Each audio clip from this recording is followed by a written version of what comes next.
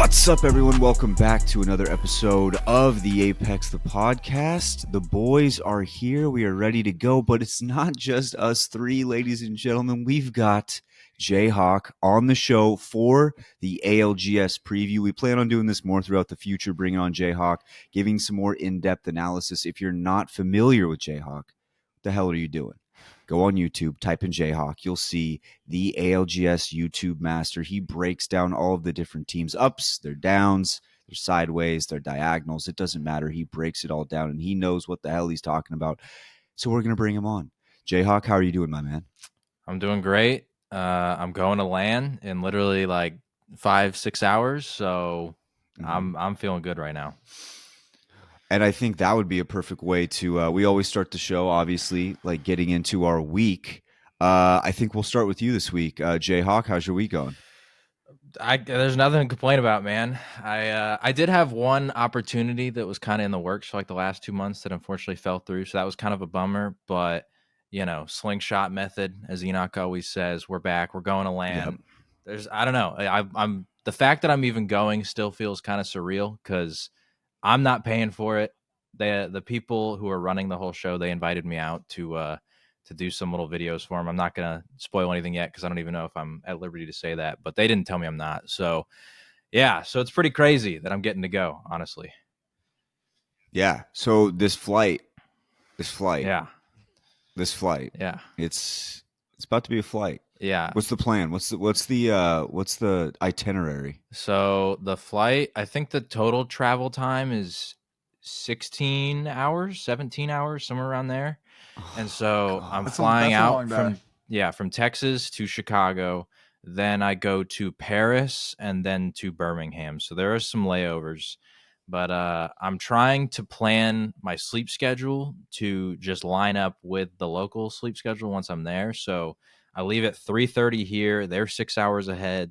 So like after I get to Chicago, once I get on the next plane, I'm going to try and pass out like immediately. And then we'll see what happens from there. But yeah, it's going to be a long day. And I'm by myself too, which I've never done before, but I'll be all right.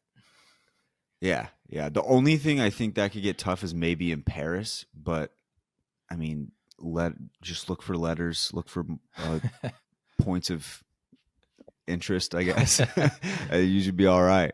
Okay. They have good English signs. As someone who traveled to Paris not too long ago. Well, that's good. That's good. They have a pretty good job of like a lot of different languages there. So I think he'll good. But I also, I mean, there is something freeing, like kind of wild about like traveling by yourselves, especially internationally. Yeah. Like, there's also, there's also a lot of Apex people that live in Austin. So, and I know at least I think the FaZe team is flying out today, and at least Snipe lives in Austin. So there's a possibility on at least one of my flights, maybe I see somebody, and then I'm like, "Oh yeah, what up?" Hopefully you're next to them. Yeah, that'd be pretty sick. That'd be sick.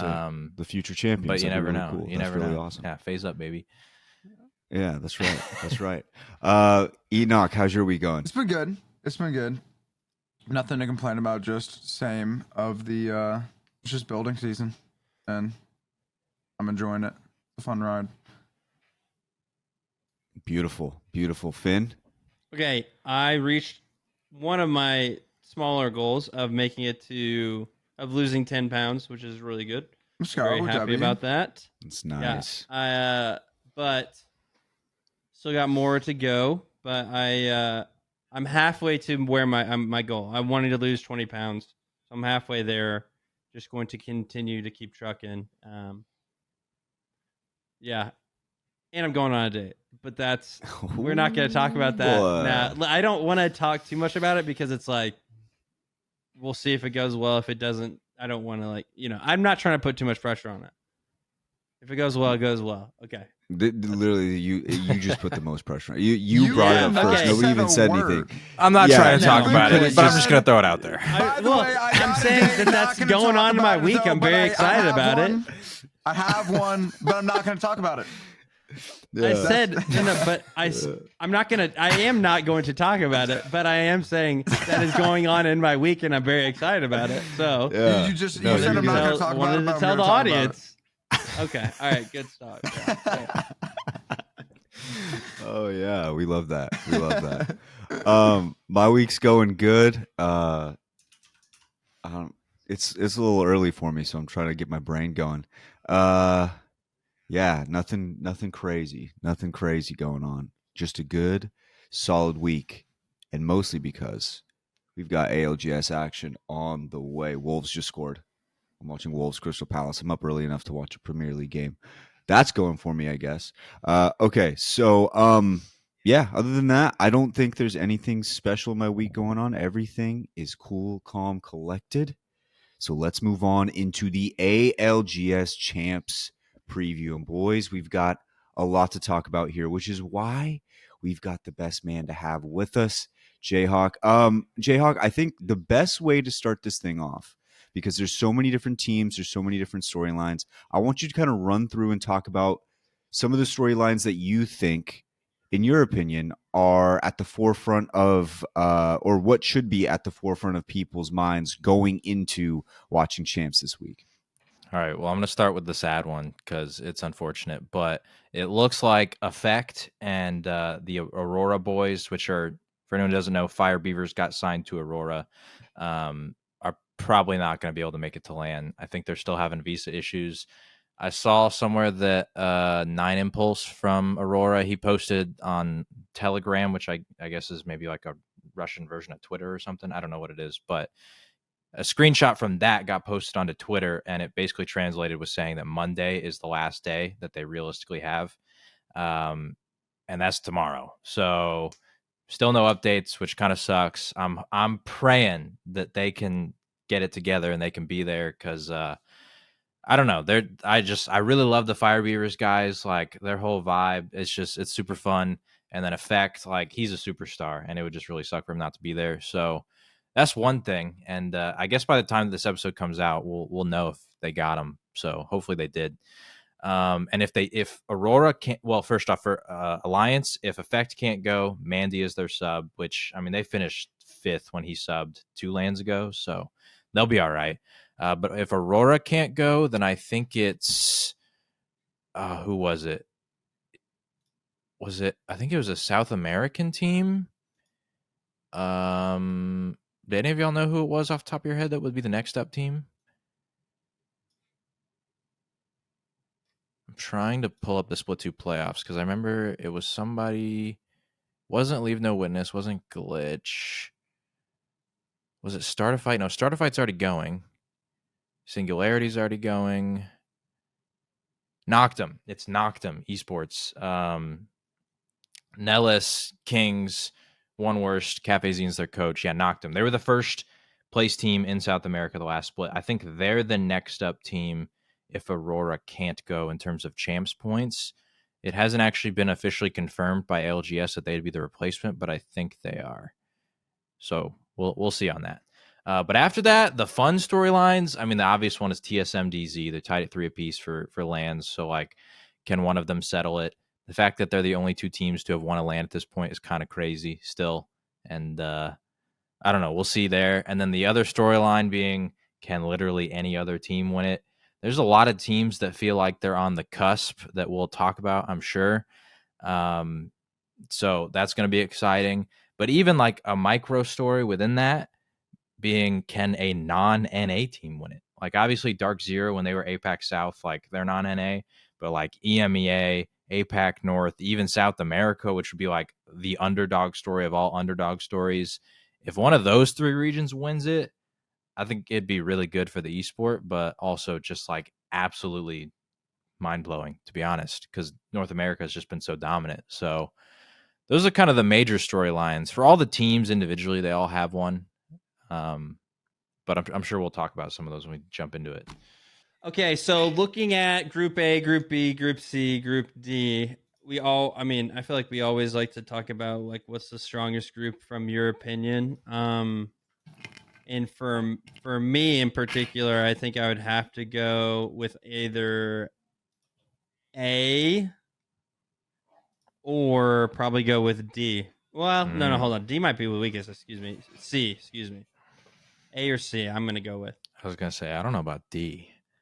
I mean, A is just crazy. For anyone, like, doesn't know. A is TSM, Fnatic, Oxygen, Optic, Realize, Aurora, Sentinels, MDY White, Go Next, Disguised. Like TSM, one of the best NA teams. Fnatic, the best APAC North team. Oxygen just got third last LAN. Optic is like dominating in scrims so far. Realize is a really freaking strong team from APAC North. Sentinels, another NA team. Disguised, another NA team. NA teams always just are crazy. And then Go Next is like Dark Horse fall Dark Horses. So that group is like crazy stacked.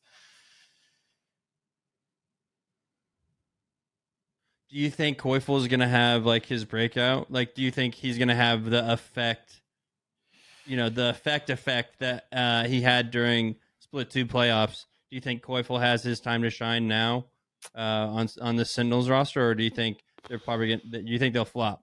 I think Koifel's nasty, but I just don't know how to feel about Sentinels because they're contesting Moist, and I know that in one of the groups they've already moved away from the POI. They took SkyWest Trials because XSET's not in that group, and it was just open.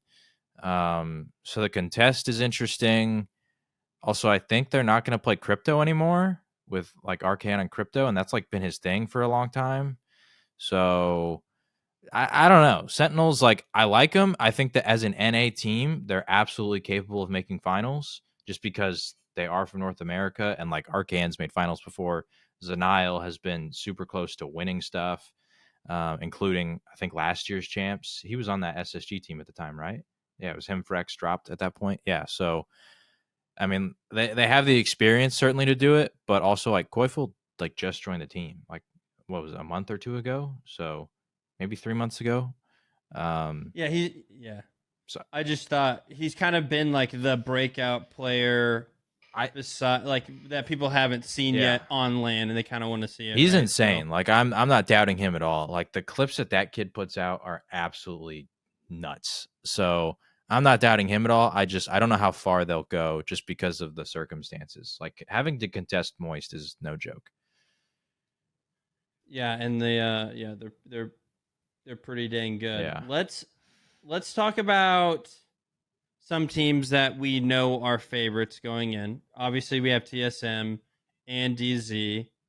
If you had to choose between either TSM or DZ winning it, which one would you choose at the current moment?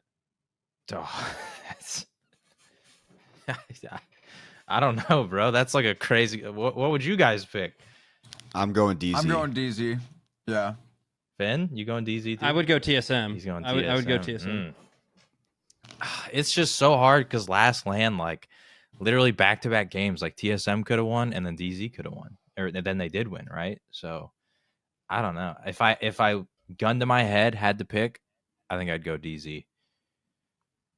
I don't know if this is crazy to say, but I feel like it's more. I think this is actually the one LAN where it's more likely that another team wins. I don't know why I feel that way. I just feel like there's going to be a different name. It feels too perfect for it to like. Yeah, it's happened too many times in a row. Like there's no way one of these teams wins it again. If they do, I don't like. Do you guys think that would be a problem?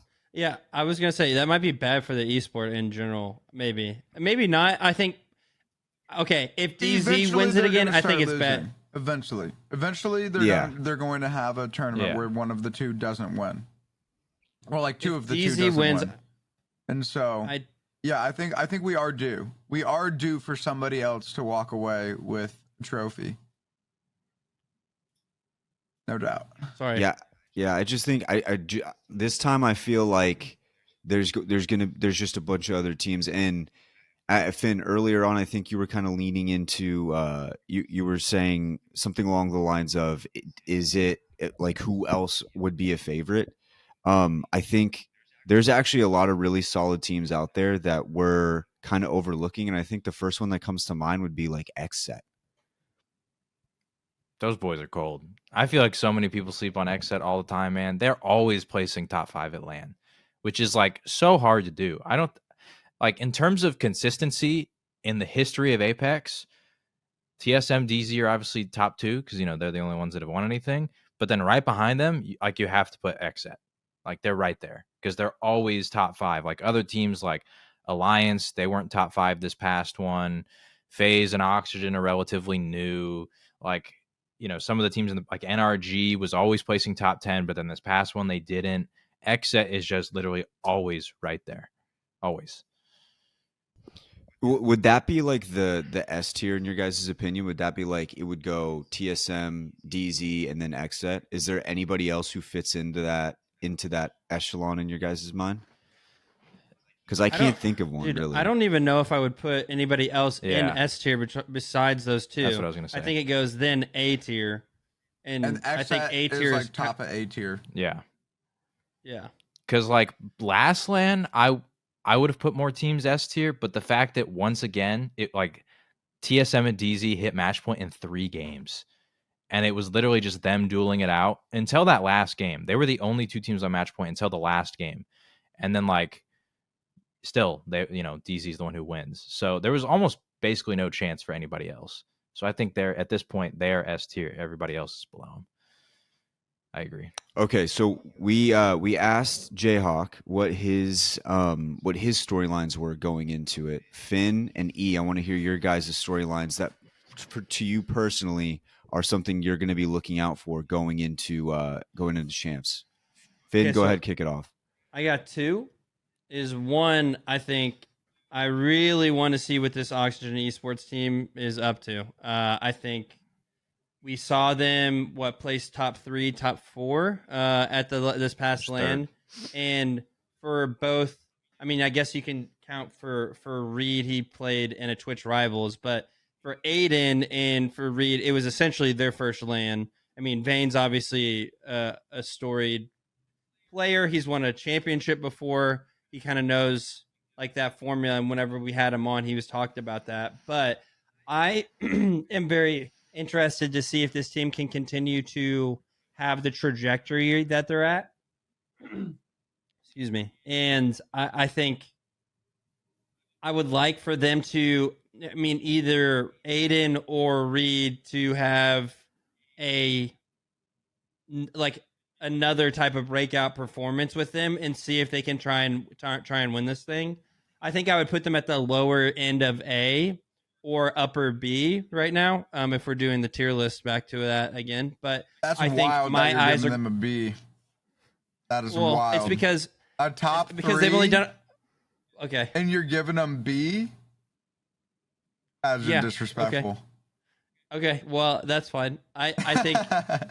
I think it's just this is champs. I feel like there might be a little bit more pressure than before, and so that's just my prediction.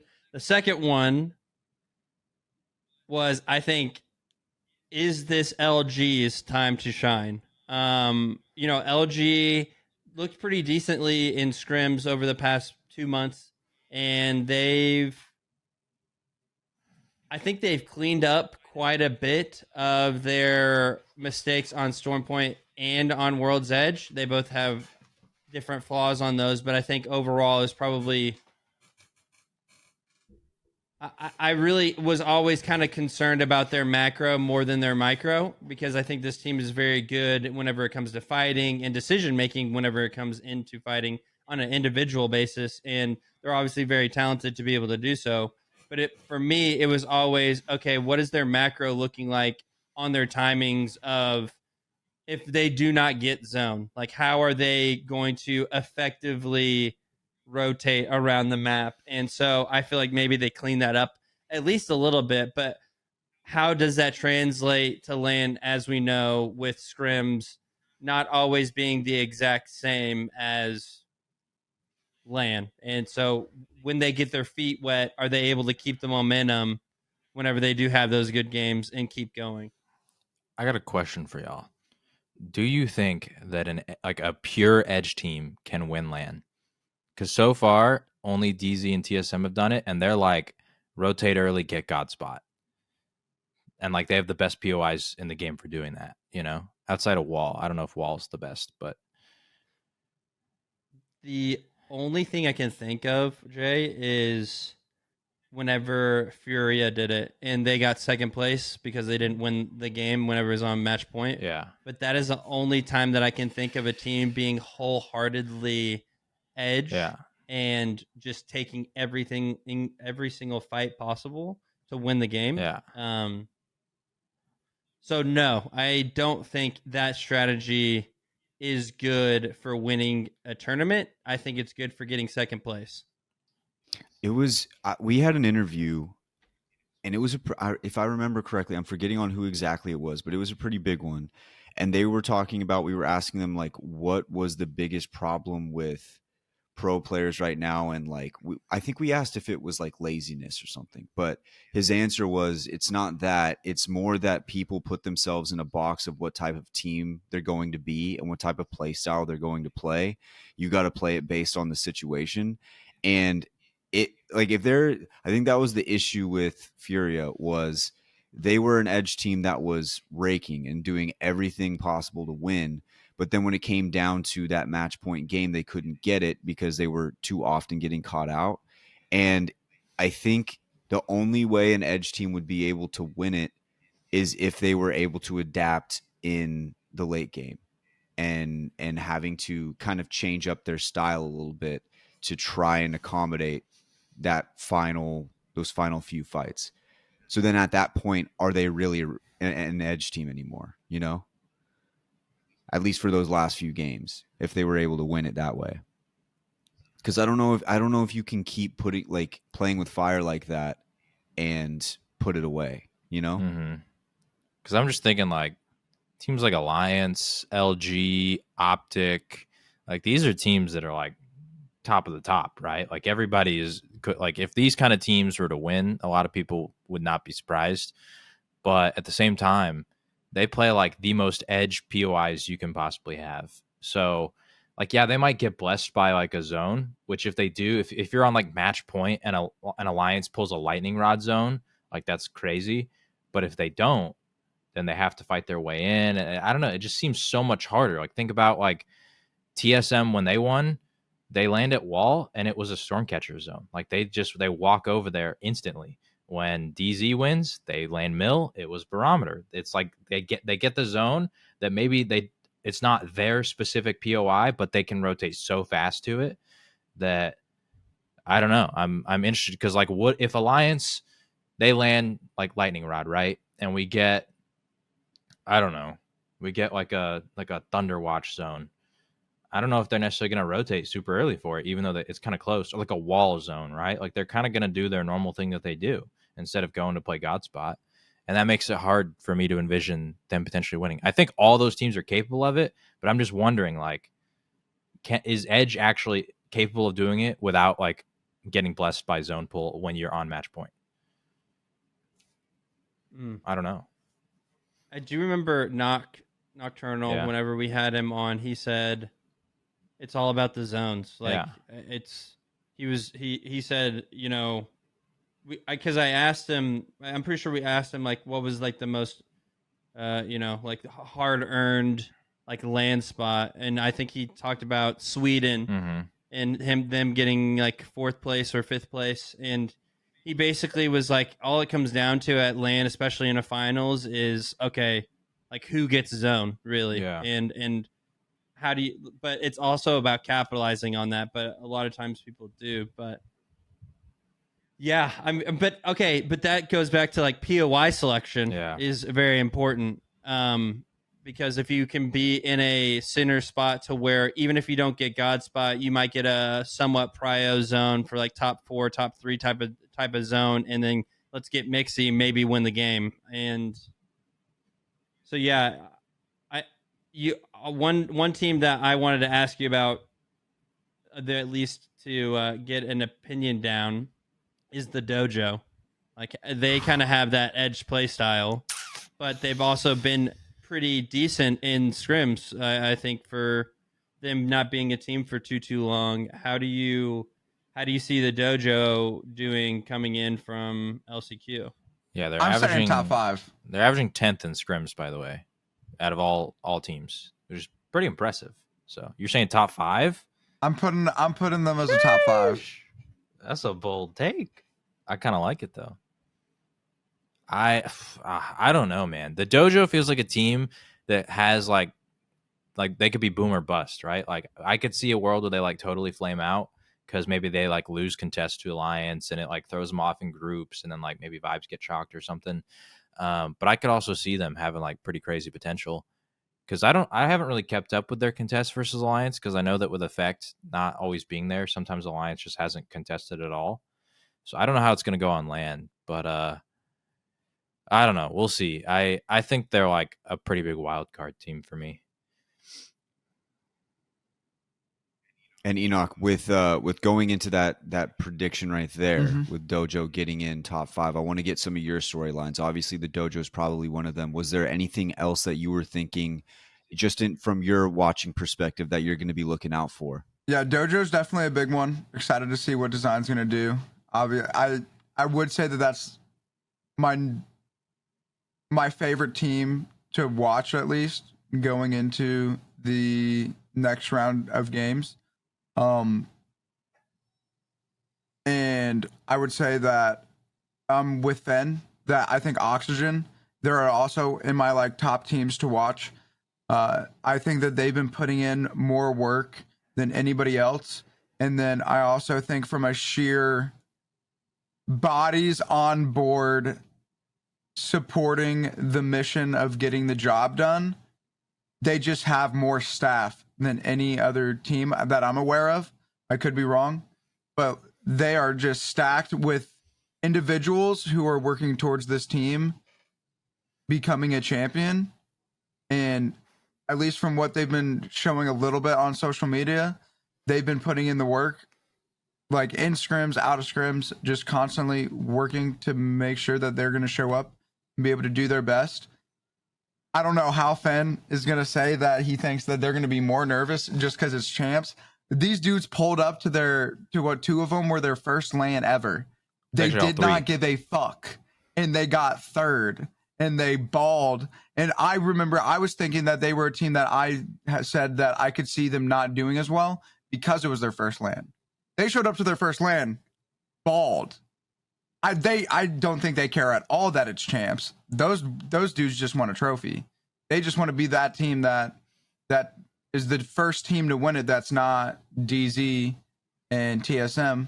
And I definitely think that there would probably be, if I was going to pick a team that had the best chance to win it all, that's not DZ or TSM, it's got to be Oxygen and XSET.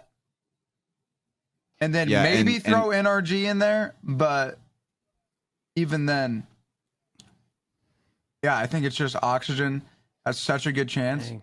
I think they're a team that most people are sleeping on.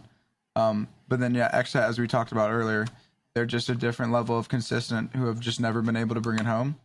And so those would be my top 3. And yeah, I think that Dojo's gonna pop off. It's obviously gonna be a big energy swing in the contest, especially against Alliance. Will be a pretty strong indicator, but I think regardless, they'll be able to bounce back, and I think they'll just focus on having fun with it. Yeah, and I think it would make a whole lot of sense for Oxygen Esports to be the team that wins it when you look at what you said, Enoch, with that staff. Like, they are actually putting in a lot of effort. They have a lot of like guys behind the scenes working tirelessly, trying to make this, like, putting this team in the right position. Like, if you think about it, them getting a 3rd place LAN didn't just revolve around the players. It was everybody involved with that team, and they've done such a good job, not only with just the analysis and the coaching, but they've also done well with the social media and the hype of the team. Like, if this team was to be the one to take the crown from Dark Zero and TSM, I think the esport would be like in a really good spot. It would actually give you that like 3rd, 4th team. I mean, there is kind of with energy and stuff like that, but it would add into that like carousel of teams that people are always kind of like rooting for. You know, they may not ever be at that TSM level, but who would be? I mean, this is going to be one of those teams that could contend with it, especially with the staff. They've got YouTubers. They've got guys behind there, like, hyping it all up. It's all, like, I mean, I have a connection to this team just because of someone who leaks, right? So it's like somebody can be connected to this team no matter what with Oxygen. So that's another one I'm looking at. That would be one of mine. And then my only other storyline for me personally is just going to be Phony and FaZe. I'm watching Phony and FaZe from afar. I'm keeping it. I'm locked in on FaZe, and we'll get to our predictions here in a little bit. But yeah, that's going to be a fun time. I want to see how Phony does. They performed really well last time. I want to see if they can carry that over. I just want to add on the oxygen thing too. I agree with Enoch on their ability to handle pressure, because like these boys came into Pro League, their first ever split as a team, and just contested TSM. Like that's something crazy to do. And they were going like 50-50. The only reason they left is because they were like, I guess we're not going to win. And then Raven offered them the strats and they dipped out and they went somewhere else. But like in terms of like handling pressure, they handle it super well. Like when I talked to Psycho for my OXG video, when they hit match point and then the circle pulled barometer, he was like, he was like, I was so nervous. Like inside, you're like, oh my gosh, like we could win. Like this is crazy. And he said in their comms, nothing. Stone cold, like, all right, it's our zone. We know how to play this. That was it. And so I don't know. I agree with Enoch that those OXG boys, they can handle the pressure for sure. Will they do super good at LAN? I don't know. They still got some stuff to clean up on World's Edge. They did get a couple barometer zones that were pretty helpful. Just in general, there was a lot of Southern Storm Point zones last LAN. I was really surprised. Like we got like no lightning rod at all, which sucks for Alliance. But so they got some things to clean up. But yeah, I think they're the real deal. Dang, I just got roasted is what I mean, if you said you had him A tier at first. It was when you threw him B tier. That's when it got a little questionable, you know? Yeah, A tier. Okay, it's because it's okay. It's mainly because, and that's, I was wrong by saying Vayne had gone to LAN before then. Yeah. But so technically they all three. But it was Psycho I get confused that had been to a LAN as a coach. Yeah. Okay. Yeah. And just because Vayne has one, it was just online. But okay, I get. I mean, I still think that's because I don't think there's a lot of A tiers on, like maybe as many A tiers as I was initially thinking. But I mean, historically, I will say, hey, you know what? Like this Oxygen only has that one performance. You know, like they don't have the consistency of an Xset, right? So. Yeah, you're basically it's that classic situation where it's like the NFL draft. They're like, this guy has only played one legit collegiate season at quarterback. Are we going to take him? And sometimes it works out, and then sometimes it doesn't. And so that's kind of where it's at. Like they've had this one LAN. Can they do it again? And if I would say if they make it to Sunday and even have like a semi-decent performance, we start looking at them way differently now, because then that's 2 times on their resume, especially if they get like a top 10, top 5, even win the damn thing. We're looking at this team way differently. But I think their goal for right now is just to make it to Sunday, perform the same way they did before, and then Sunday everything changes. Now you start looking at this team and you're like, okay, this is legit. This can happen, you know? I think part of the reservation that I have is because they barely made it to the last LAN and then they popped off. So I think there's just reservation because I don't know how consistent this team is going to stay. So that's why I had them in B. If they do well here, obviously A, we'll see. But no, yeah. I mean, your point's it's valid. Like if you only have one thing, you know, it's tough to put them among the really good teams around them. So no qualms there. Let's JHawk, I wanted to ask you about this. This has been sitting on my mind, and I'm sure there's some other people out there that are thinking the same thing.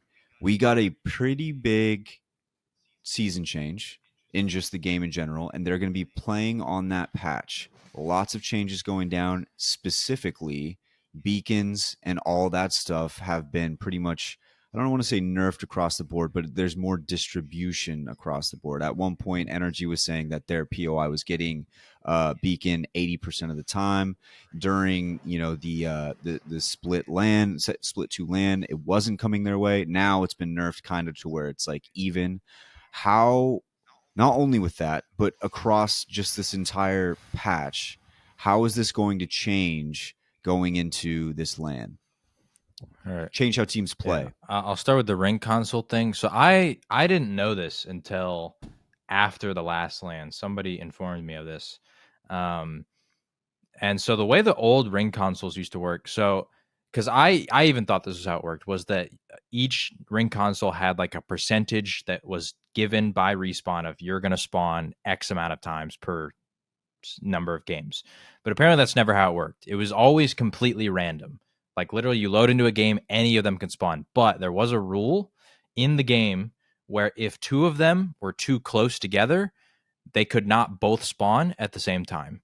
On Stormpoint, this didn't really affect anything because Stormpoint, they knew that was a problem on World's Edge, so they properly spaced all of them, which is why Stormpoint was always like way more balanced in terms of spawn rates because it literally was completely random. But then on World's Edge, you would get things like that's why staging got nerfed, because previously there was no other consoles around it, so it would appear like almost every game. But then when they put the one at Landslide, it was too close and they canceled each other out. So all of a sudden, now only one of them can spawn each game. And once I learned that, I did the math on all the POIs available. Basically, there was 8 POIs being Fragment, Siphon, Harvester, Thermal, Lava Fissure, Overlook, Launch Site, and Tree. Those 8, 7 of those 8, every single game were guaranteed to spawn no matter what. Because there was up to 12 beacons, and if you do the math on like all the other ones that cancel each other out, 7 of those had to spawn. 8 of them could spawn, which is why that like all those POIs had like a 90+% like spawn rate, because they had to spawn based on the canceled thing. So they removed that, which means that literally any beacon can spawn at any point. It is completely random. There is no percentage attached to it. It's literally just game loads in, roll of the dice. The game just picks 12, which means we could get a really funny scenario where like Geyser, Big Mod, Stacks, Dome, Siphon, Launch Site, like they just all like clump up in one corner, which would be kind of hilarious. But I think the change is like massive. You think about POIs like Siphon and Harvester specifically, they have God tier loot, they have God tier rotations, they were basically guaranteed to get beacon every single time. So it's like, it's not surprising that TSM and DZ from those POIs were like able to just go crazy because everything was in their favor. There was the whole argument with Snipe Down and Hal about it on Twitter. And I know that like I understood both their points, but I think it's a good change for the game because there's a lot of other things that make POIs better than others. And I think that the ring console thing wasn't intentional. Like it wasn't supposed to be that Lava Siphon got a console basically every single game. That wasn't supposed to be a thing, but it just was because of that, the way that the spacing worked. So, and they couldn't necessarily like fix that because World's Edge as a map is designed in a specific way. So I think it's a good change, but I do think it could change a lot of like the outcomes. Like, I don't know, like imagine a world where we get just some of those crazy zones like that one where NRG had it at staging and they had no clue because they didn't have the pull and it was a counter pull. They thought it was going to go Fissure. If something like that were to happen to TSM or DZ, like we could see a world where one or even both of those teams potentially struggle.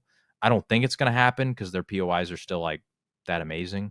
But I mean, we could see a world where that happens because I think specifically with TSM, when they were struggling at the early part of the split, a lot of it on Stormpoint was because they just didn't have console, because they didn't want to run Catalyst. They wanted to run like the Horizon and all this stuff. And without ring console, sometimes they like struggled to find Godspot. So I think it's a big change depending on just who gets it. Other than that, I don't feel like it changes a ton. Like it'll be nice for some of the like worst POIs like Landslide or Geyser, because theoretically they should get it more. Or at least they have an even chance as everybody else. So I don't know how much it changes outside of it maybe knocks down like the top teams just a little bit in my mind. Like they don't feel as guaranteed as maybe they did previously. So that's big. But then the other big change I think we're going to see a lot less Seer.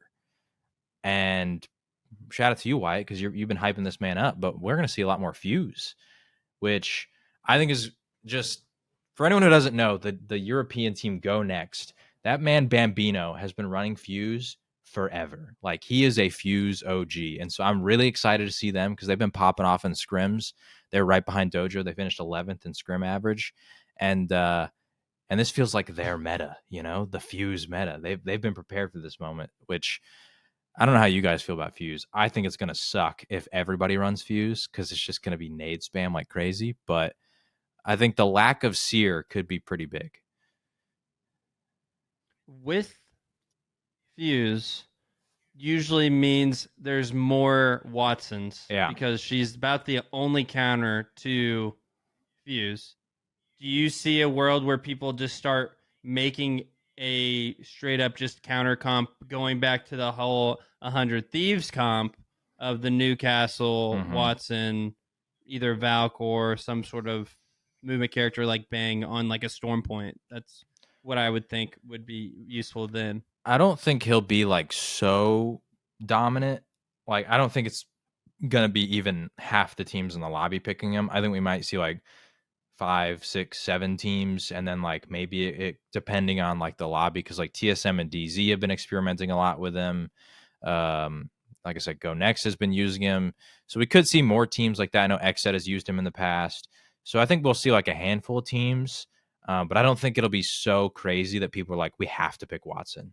I think there will be some teams that might be like, this is annoying me, I'm gonna pick Watson. Like certain zone teams, like J-Links, for example, they already ran Watson previously, so they might be like, yeah, we're not swapping off her because we don't want to deal with a Fuse. But I think it would only be like super hard zone teams. They would be very specific teams that would run the Watson. Unless I'm wrong and like literally everybody just starts running Fuse, then I think we will see teams be like, nah, like we're sitting dead center zone. Like that's our whole thing. We have to play Watson at that point, but I don't think he'll be that oppressive. Do these legend changes, is there a team that is, in your mind, benefiting a little bit more than other teams, and maybe a team that's, you know, taking they're losing out on some of their abilities with the changes a little bit more than other teams? I think the Seer thing kind of hurts OXG just a little bit because Reeds was just a freaking demon on Seer, and the slow being so much longer with the way that those boys shoot their guns, like he hits you with that Q, you're dead. Like that was just it. So it being a lot shorter kind of sucks for them a little bit. Although I don't think Seer's like irrelevant. I just think he's not required anymore. Like you think back like previously, like if you weren't running Seer, you were trolling. At this point, you can run like Cat, Horizon, Bang. And like that's like, I think that's going to be the meta comp that everybody's going to run. 100%. Yeah, you mix in some Fuse. Those three characters are just so much stronger than everybody else, and it's just not even close. Yeah, you're gonna mix in some Fuse, some Seer. Like besides those three, they'll be in there a little bit. I think we'll see some Gibby action, some Watson with, you know, like the J-Links, those kind of teams. I don't know if anybody's gonna be running Valk at this point. I know NRG still was, so we'll see if they still do. But yeah, I don't know if it changes too much outside of, like I said, specific, like really small examples of like OXG. They might not even run Seer at this point. They might just run like the Horizon Bang Cat. So I don't know. We'll see. I also don't know like when the Digi Day is going to be during LAN, because that day is going to be very interesting because there's going to be a lot of freaking Bangalores. So yeah, we'll see. I do wonder about FaZe, because I know that Phony runs a lot of Seer, and I don't think I've seen them really experiment without him a ton in scrims. They also don't stream scrims a lot, which kind of sucks. So I don't know if they've been experimenting off of him.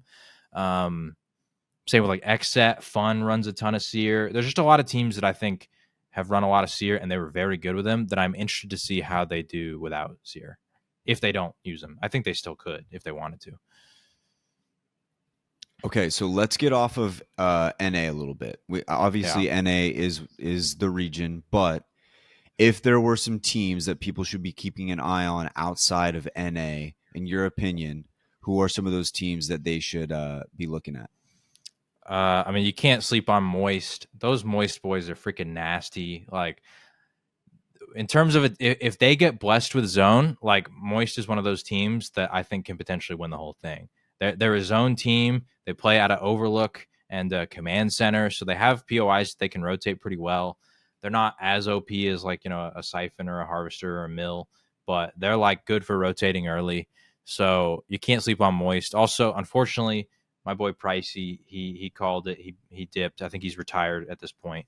He might come back in the future, but he was their second MNK player. They replaced him with Fussy, though, from Onyx, the roller. So now they're rocking 2 rollers, which I think you know, obviously, like I've always been a big advocate of Price. He was one of the most underrated players in the world, but you can't deny aim assist. Like now you got 2 guys with aim assist that could go pretty crazy. So you can't sleep on Moist. Can't sleep on Fnatic. I mean, they're the best APAC North team. I think if there's any team from APAC North that was going to actually have a chance to win it, it's Fnatic. I'm really excited to see how they play too, because I don't think they're going to be running crypto. They were running crypto last LAN with Yuka F on him, and it works because Yuka F is just like mechanically insane at the game. Like in terms of mechanics, he might be the most mechanically talented player in the world. Like you can make an argument. He's up there with like Fun and all these kind of people. So it worked, but I'm also just not the biggest fan of crypto. I think they'd be better without him. And I think they've been scrimming without him. So I'm really excited to see how they do. Interesting, though, I think they are contesting complexity for Survey Camp and Epicenter. So we'll see how that goes. Because Fnatic historically doesn't really like to contest. Like last LAN, they were going to contest for Overlook. And then whenever Moist and Jailing showed up, they just dipped. They just didn't do it. So we'll see about them. But I think, yeah, Moist, Fnatic, obviously, you know, Alliance, KCP reached match point last LAN. You can't sleep on KCP. But then two dark horse teams that I think a lot of people are not putting enough respect in terms of other regions. Blackhand from APAC South, my Indonesia boys. I love that team. They're also they placed 12th average in scrims, which is, you know, a pretty big improvement. They also made finals last LAN, so like they've been there, they've done it, they've shown that they can do it. Now it's just, can they build upon their performance last time? Also, last finals, they were contesting for landslide the entire finals lobby. If you don't do that, I think maybe you'd finish a little better, because that was kind of scuffed. But then I've already mentioned them multiple times, but Go Next from EMEA, I've seen a lot of people hyping them up. Wig on, you know, the other day, he kept saying like, this is the dark horse of all dark horses. And I don't know. I think they're really interesting. They were one of those teams that going into last LAN, it was their first LAN. Nobody expected what was going to happen. For anyone who doesn't know, their team is Bambino, Slab. They had Doctor last LAN. They dropped Doctor. They picked up Mizzy, I think is how you pronounce his name. And he is like a young roller demon. Like he is insane. So that's going to be exciting to watch. But they were already a really good team, but they added an analyst in Nerge, and then they added a coach in Talmadge. And so like, we've seen this before, right? You see like the BR Demons, they add the staff, all of a sudden like the macro gets figured out. They start, the ascent happens.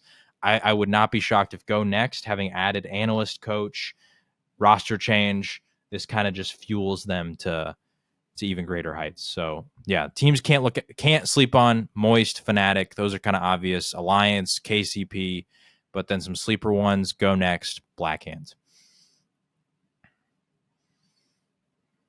Beautiful stuff. Beautiful stuff. Now JHawk bringing up some dark horses. You guys don't have to say your exact prediction on it yet, but some teams from your perspective, Finn and E, that you guys are looking at who may perform a little bit above their pay grade right now in champs. Dang, my answer was going to be KCP, but it is hard because it's like, well, this team has been like historically up and down as well. I mean, especially whenever they were contesting at Wall. This is probably now over close to a year now, but I think KCP is up there for me. I think I like the Jailing squad. I'm because of how much roster turnover that team has had, but I do like their new team. I think that they have a chance. I think if they could get to a top 10, I think that would be a successful LAN for them. So I'm going to go with KCP and Jailings. Sleeper pick would be Team Singularity. But I think those are my 3 like technical underdogs that I would go with. Enoch?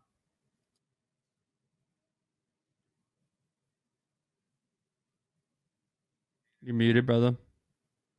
Yo, I'm going to go with Moist. I know JHawk talked about him, but I genuinely believe that they have a stronger chance than most of being like one of the few NA teams that makes one of the few non-NA teams that make top 5, because last tournament we saw top 5 all from NA, and I think Moist, they have such a strong potential, especially with the addition of Fussy, because him and Waltzy, they go way back. Like they're like boys.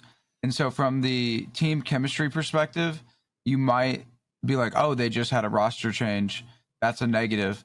But when you consider who it is who's getting changed onto the roster and the chemistry in the background between Fussy and Waltzy previously, I feel like that's going to be an easy transition. And as JHawk said, you're just adding another controller into the mix, which in this version of Apex Legends, controller in the meta is outperforming MNK in a lot of situations.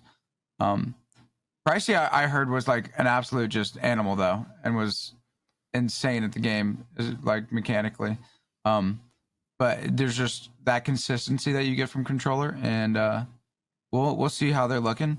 They're feeling confident, I would say, and it'll be fun to see how they do. I'm going to go with 100 Thieves as my dark horse. As you guys mentioned before, like with the changes to the Legends, 100 Thieves, with not everybody on this current roster, but they have won. It wasn't necessarily a LAN. I guess it was supposed to be, but COVID kind of got in the way.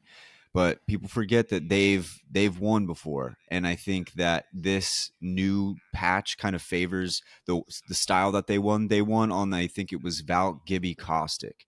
So if they can find a way where it's a little bit like less seers are in the lobbies and there's more of like a tanky style to it, I think that favors them a little bit, and I could see them doing really well in that style. So I'm going to go with the 100 Thieves for my dark horse. And I do want to add on 100 Thieves because I feel like a lot of people don't mention this. Last year's champs, they placed like 3rd, I'm pretty sure. So they've proven it on LAN too. Like not only did they win like the previous champs whenever it wasn't on LAN, but they have placed top 3 before, which I don't think enough people talk about with them. Yes. Yeah. So 100 Thieves I'm looking at, and then well, hold on. I need to change mine because I thought we were talking about teams from not NA that we were looking to see. No, I was just talking about any dark horse. Okay. I'm gonna put mine as Dojo. I think those boys are gonna have themselves a tourney. I mean, I've pretty much already said that they were a dark horse for me by saying that with my top 5 prediction. But yeah, they're definitely, of all the teams that you would look at, and I would say JHawk's right. I would say the majority of people would look at them as a team that the potential of them not making it to Sunday is there. But I'm really confident with the play style that they have and how well they play together as a team, that they're going to have quite the tournament. But we'll see what happens. I mean, if they win the contest against Alliance, I think that momentum is enough. That's the swagger that they will ride and rock the entire tourney. Yeah. And it's just like you won't be able to take it. They'll just be walking a little bit different. I think whoever wins out of those two is going to... I mean, I think it goes the other way, too, with Alliance. Mm-hmm. And I was going to mention this. But Mandy's a super sub, basically. Yeah. So, like, I think... I don't know. That's a lot of MNK, though. That is just a whole lot of MNK. I will say, too... I don't know if one of... do you think either of them will leave? Or do you think they'll just go down with the ship? I think Dojo will not leave. Yeah, correct. I agree. I think Dojo, Alliance will be more they have the freedom to just go down with the ship. Yeah. Because I would also feel more confident in Alliance leaving than I might with Dojo, just because Alliance has done it before. Like, I remember they were getting contested by Flora in the Split One playoffs, and it wasn't like Flora was winning, but they just got so annoyed that they just left for a game, and that was the game where it was the 1v1 Hal versus Yuki, and they won that game. So, like, I think they're capable of leaving. I don't know where they would go, but I don't know. That whole contest just feels so crazy. I have no clue how that's going to go, dude. Okay, boys. It's time. It's time It's time to throw the predictions out there. This is where the rubber meets the road. All right? Our predictions. This is how it's going to go. We're going to go our top 5. We're going to go our dark horse. Now, if you want, this is just if you want, because I know Enoch's not the biggest fan of this, but maybe a team that you think that should make it to Sunday that doesn't. Throw that out there. I think it would be good to have that in there, but if you don't want to, that's totally fine as well. And then I'm throwing in my dead last team. Everybody already knows who it is, but I'm throwing. I just want to say, Ascend got 1 kill. Okay, dead last. You keep saying they got 0. They got 1. Dead last. I know 1 is still embarrassing, but they did get 1. Dead last. I didn't see it on there, but dead last. Okay, who wants to go first? I've got mine ready to go if you guys want to hear it. Okay, you can go first. Yeah, I think you go first. I want to do it. I don't know if Wyatt's in. I know Enoch said he's out, but Jay, I'm ask you, if we do this all 4 together, whoever gets the worst rating, whatever that looks like, then you have to do a hot chip, like those little hot, like the one the bite hot chip challenge. Yeah, the one or the. I don't know if I want to do that because I got a spicy take here that I don't know. I don't know about it, man. Okay. All right. We don't have to do it this time, but think about it for next time. I'll think about it. I'm down, Wyatt, if you're down. You know what? I'll do it. Okay, me and Wyatt are in, so I'll do it. That's fine. We can have at least half the cast on. That's down for the hot chip challenge. I'll video it too. I'll do it. No, I'll video it. Yeah. Yeah. Okay. I feel like we have to. Okay. Okay. All right. Here we go. This is how I'm going to go. I'm going to start off with my dead last team. It is Ascend. They're dead last. My dark horse is going to be 100 Thieves, like they were last time, and they bailed out my rankings last time for Split 2. They bailed me out heavy. 100 Thieves. So I appreciate 100 Thieves. Okay, I'm going to go from 5 down. Number 5, I have the only non-NA team on this list, and it is Moist Esports. 4, I've got DZ. 3, I've got TSM. 2 and 1 are my crazy picks. I've got Optic as 2, FaZe number 1. I think FaZe takes it. I believe in FaZe. I believe in Phony. Say it again real quick. Whole list. Whole list again. Dead last. I'd like to say this again. Dead last is Ascend. Also, I was wrong. They got 0 kills. I just looked it up. I thought they had 1. Okay, that's what I thought. I literally looked and I was like, "There's no way." I thought they had 1. I'm pretty sure. This whole time I was like, Wyatt just keeps saying 0, but they had 1, which is still embarrassing. But no, they had 0. I was wrong. 0. Okay. All right. Okay, I'll say it one more time. Dead last, Ascend. Dark Horse, 100 Thieves. 5 down, Moist, DZ, TSM, Optic, and FaZe. FaZe is my champion. FaZe up. Who's next? I want to hear Finn's. Dude, I hate that I have to do this. Why? But I'm going to do it. You're going to do it again? I do what I have to do. So here's my top 5 in order. He's going to have NRG number 1. What does that mean? Hold up, Finn. Do what you have to do. Finn, I forgot to do my team that I left off Sunday. Oh. Okay. I'm doing it. I'm gonna take the Finn take. I'm gonna go energy. No way. That doesn't make it to Sunday. Take. Okay. Terrible take. Doesn't make it Sunday energy. Terrible take.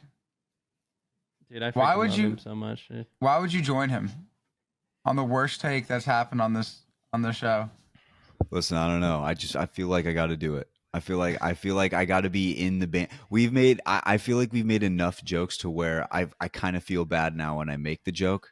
I want to hop on the bandwagon, help my boy out. Nothing will ever be as iconic as Finn saying NRG doesn't make it. But I will say, I think both of y'all were hyping up Furia last LAN, and look at what they did. That was even worse. Dude, oh my God, that one hurt me. Yeah. It'll never surpass the NRG take, but it's okay. Yeah. All right, Finn, go ahead now. All right, my top 5. TSM, number 1. Number 2, Optic. Number 3, LG. Number 4, Moist. Number 5, DZ.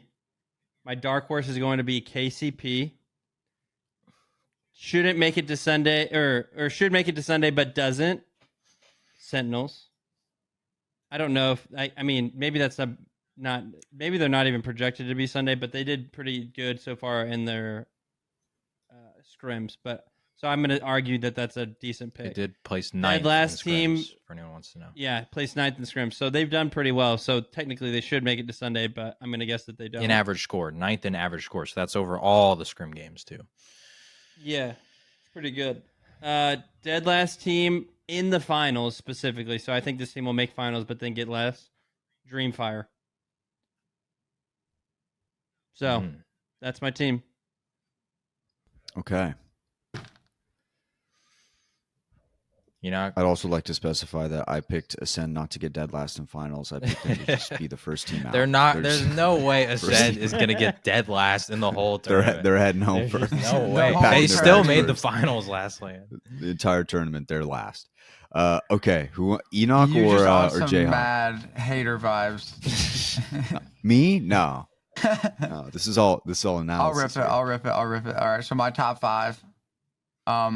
I don't have a dark. Well, my dark horse is included in my top 5. All right. So I got Oxygen, Dojo, DZ, TSM, XZ. In that order. And then I'd put I'll put since I have in that order. So Oxygen, Dojo, DZ, TSM, XZ, and then I'll have Moist in that dark horse slot because I have Dojo's number 2. I think they're gonna have a Pariah day. Just go crazy. But then potentially not walk away with it.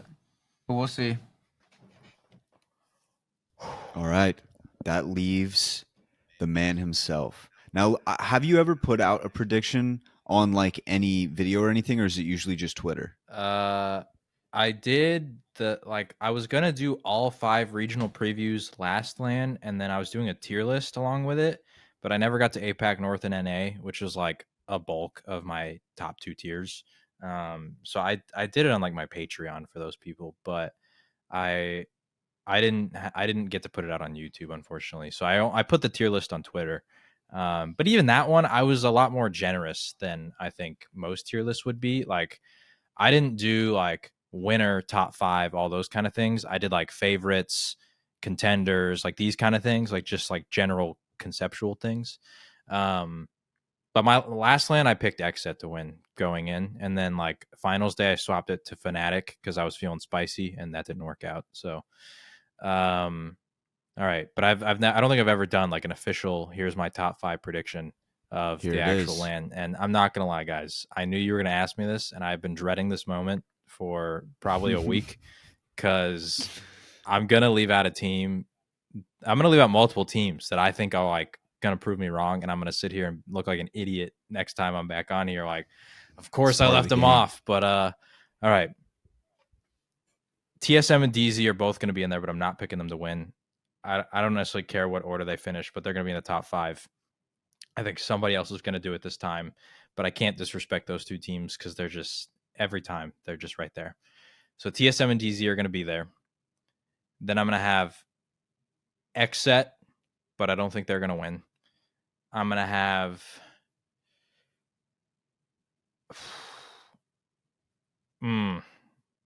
This is where it gets tough. I'm going to go NRG, but I don't think they're going to win. And then my champion, you can call this a heat check. They haven't proved me wrong yet, all right? I said they'd go top 5 in NA. They did.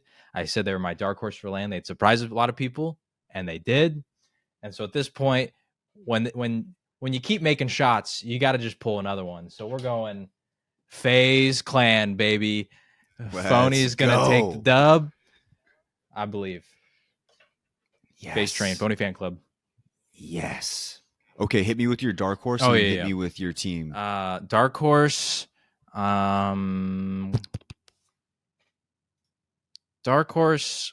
I know I just hyped up Go Next and Blackhand, and I do think they are one. But one team that I think is not really getting talked about at all, I'm going to say Complexity is my dark horse.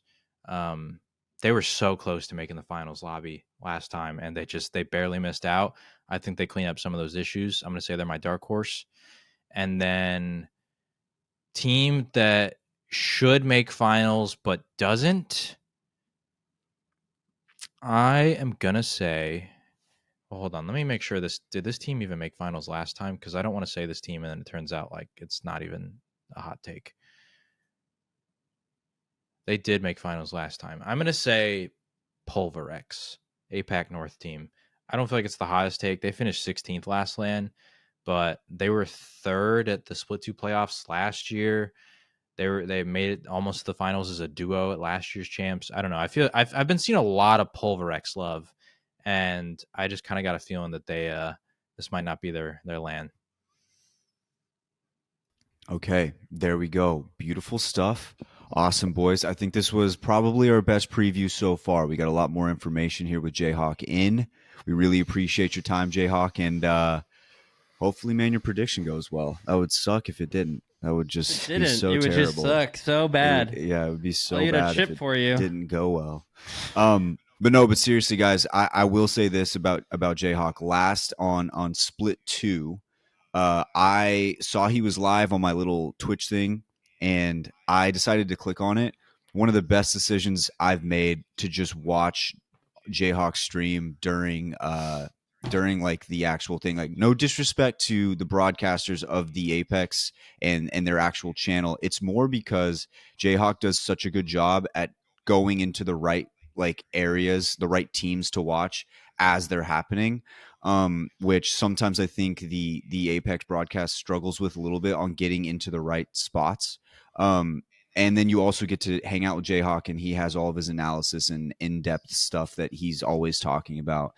And I mean, it was probably like, if you want to learn more, I don't think there's a better stream to watch than JHawk's stream. And so definitely check his stream out during that. I'm sure you're going to try to be, are you going to be No, wait, you're going to be in Birmingham. Since I'm going to be there, won't be live. Maybe hop on the B stream for a little bit. I know that I've talked to Greek and Wig a little bit about that. Nothing confirmed. It was just like thrown out there whenever I told Greek that I was going to LAN. So we'll see. That'd be sick if I could. Yeah, that would be really, really cool, because I think your analysis like goes super hard, in depth. Definitely did that entire shout out forgetting that you're gonna be there and not at home streaming. So I'm an idiot. Still follow me on Twitch though, because still check out the stream. Your 4 watch party is gonna go crazy. Yes, sir. Yes, sir, it is. Okay, ladies and gents, we are going to round it out there. That was our ALGS Champs preview. We're going to throw it on down into our interview with the broadcasters SpiderTiff and DiA. We're going to hit a quick ad, and we'll see you guys on the other side. All right, ladies and gents, we have 2 very special guests with us today. For the first time ever, 2 guests at the same time.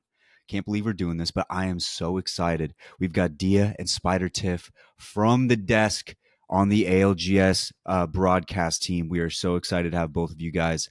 I'm going to start off with, because I don't want you guys jumbling over one another, I'm going to ask DiA, how are you doing, my man? I'm doing well. I know that I can see you. The audience can't see me, right? That's not because I am in my airplane clothes. I flew in today. I'm not looking stylish. I'm not looking at my best. I'll be honest with you. They 100% can see you. Do you want me to end this, and do you want to restart? No, it's fine. Yeah. Okay. It's real life. I'm real. Yeah. I'm cool. This is where his cam goes black. Yeah. All of a sudden, I'm he's like, relatable. Yeah. There you go. And Tiff, how are you doing? Oh, I'm absolutely killing it. I got like 2.5 hours sleep. When we made it to Birmingham, we tested out the train system and we survived. So how was it? Day. Not so bad, actually. Bullet and well, he told us to call him TJ, but we the people. He was like, "Yo, just buy first class. Let's see what's up about it." And there was no one on the train, really, so we were okay. Nothing was up about it.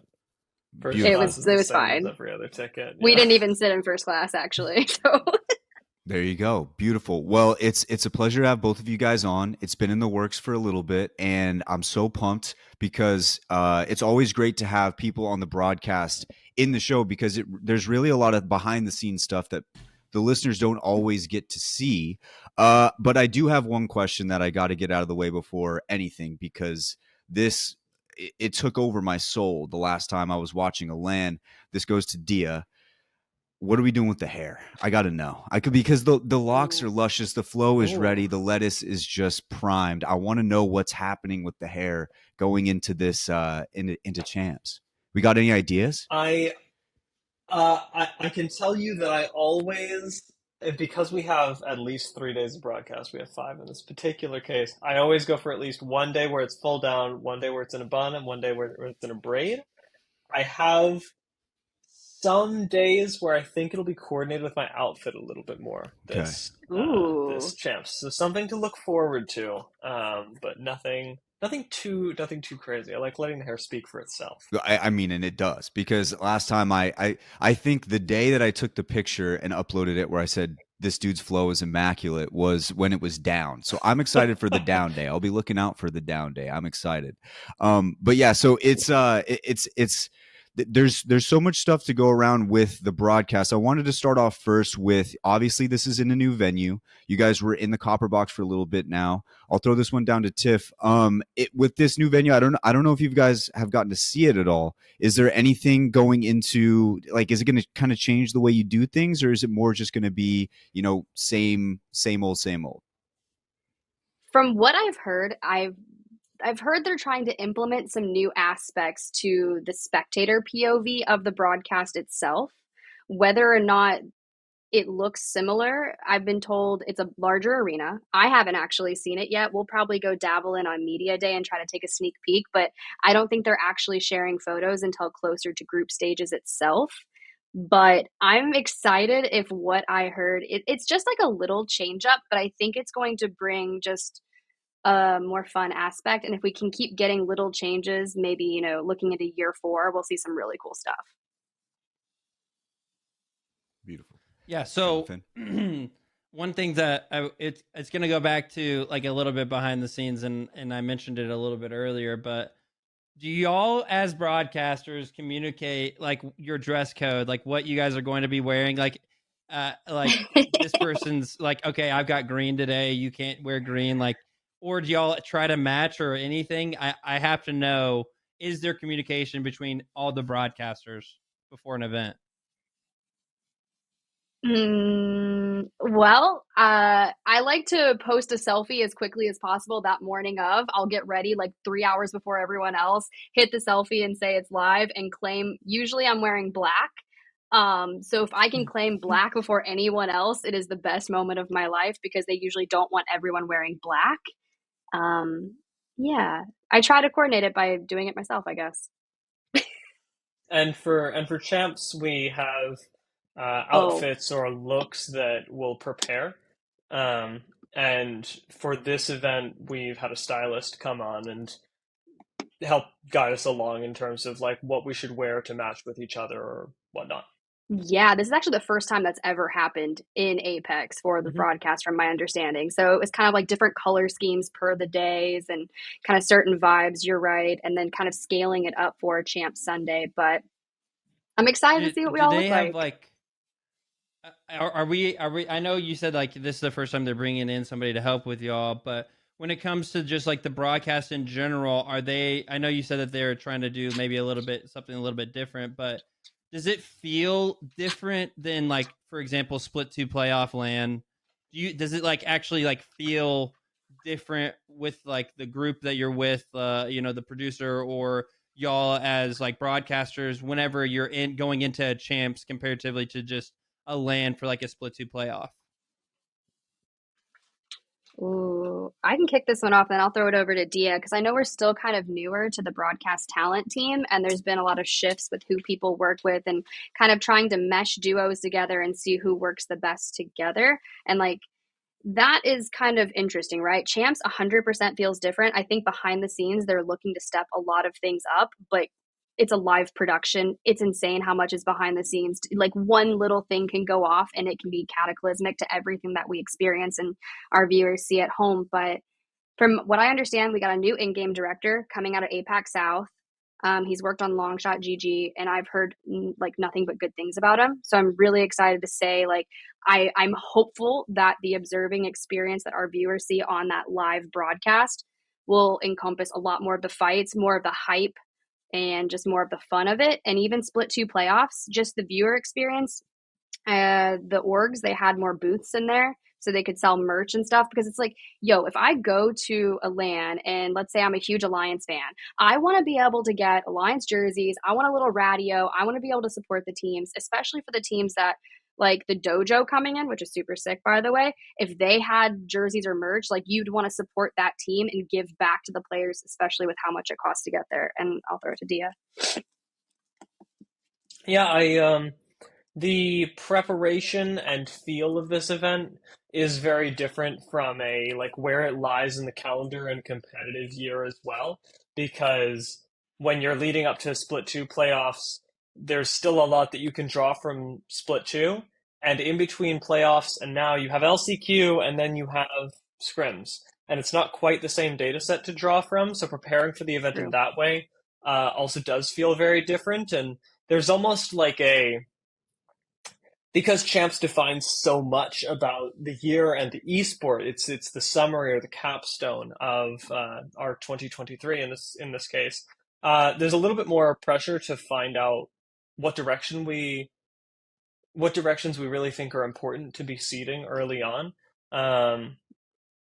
in terms of what is going to define this year in Apex Legends. When we look back on it 2 years from now and we say, oh yeah, when we came to 2023 Champs, these were the things that we were looking at, these were the questions that were answered, we already are starting to think about those, and those questions have to be a little bit more high stakes than they are going into even something like a playoffs, where there is a lot more room for introducing new players or new personalities, and maybe having those not go quite as swimmingly. True. So you guys both have kind of like a storied past with casting, and I think it would be really cool to hear both of you guys' stories on, you know, how you got here, because it's one of those things that I think a lot of people think that they can do and they try to do. But there's a lot of things that have to go your way, and there's a lot of hard work that has to be put in to get to this point. I'd love for you guys to break down how you've gotten here today.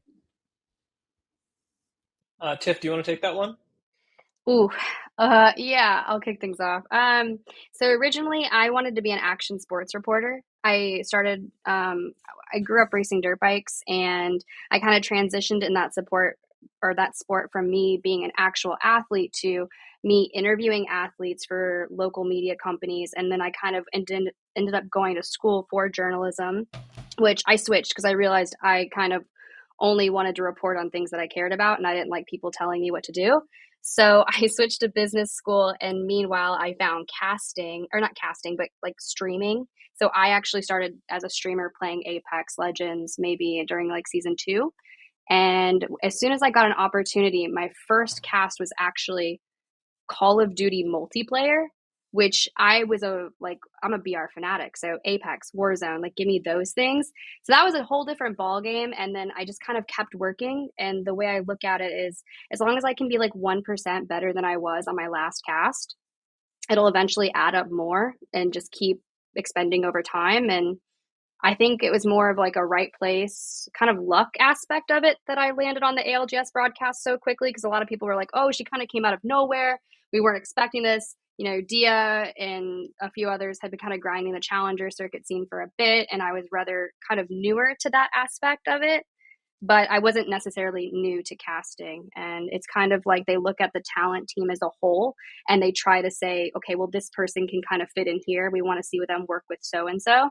And as soon as an opportunity opens up, they just look to plug in new pieces. And, you know, DiA and we have a lot of fun casting together, and I'm so glad he's a part of the team now as well. Yeah, as Tiff said, I think a lot of it is about just seeing what artistic styles work well together, and that's something that I encourage a lot of people to keep in mind as they start commentating, or you know, as people like here ask what happened, is to keep in mind that it's an art, and that sometimes that art is going to work really well with other people, and sometimes it isn't. But the most important aspect of it for me, and the reason that I got into it, was I went to theater school before the pandemic, and then the pandemic happened, which, as some of you may imagine, was not a great time to be in theater. and I had enjoyed video games quite a bit. And what I found was that in just trying to commentate video games here and there, I started off in League of Legends, that I was able to use the ability to connect to emotions in the moment that acting school had given me really well to tell stories of people that I thought were really cool. And it's just that we're doing cool things, and I could make the audience feel like those things were cool. It definitely makes me really happy that the little analytical part of my brain is also very much being fed on Apex. I really thrive in being able to just look at all the patterns and randomness of Apex Legends and empathize with what information somebody has and how that results in them making what they might consider to be the best decision. I find that stuff fascinating.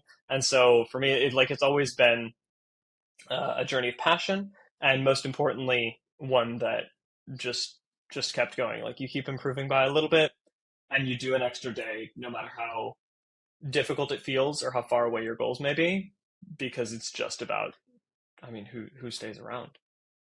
Yeah.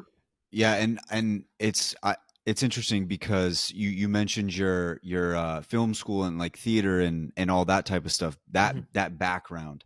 I was also in broadcast with more the sports side, more like TIFF, and you kind of get accustomed to the voices that you hear throughout sports and stuff like that. You watch any sports, typically there may be different ranges of voice, but they all kind of have the same the way they say things. That was one of the first things I noticed with you, DiA, was it felt like you had a different air about your voice, and there was a different way that you had come around. So hearing that you were in the theater before, it clicks so much better. And I think it's such an interesting way to kind of broadcast, because you don't typically hear that. You don't typically hear that type of voice. So I do think it was really interesting to kind of hear. And I don't know if you've ever gotten any compliments or anything on that, but it is an interesting style of voice, and I really like hearing it in a different way. It hearing casting in that way, it's very different, and I like it. It's very, very cool. I really appreciate that. I have gotten compliments. I have also gotten not compliments, but I do appreciate the compliments. So thank you very much. Yeah, and I think that leads into another question that I think people don't understand as well is, broadcasts, they're live. Things can go wrong all the time, and things do go wrong all the time. It's not just in ALGS. It's in any broadcast that you guys go through, whether you're watching on TV. If you watch television news in any capacity, it happens every single day. So it's just something that happens.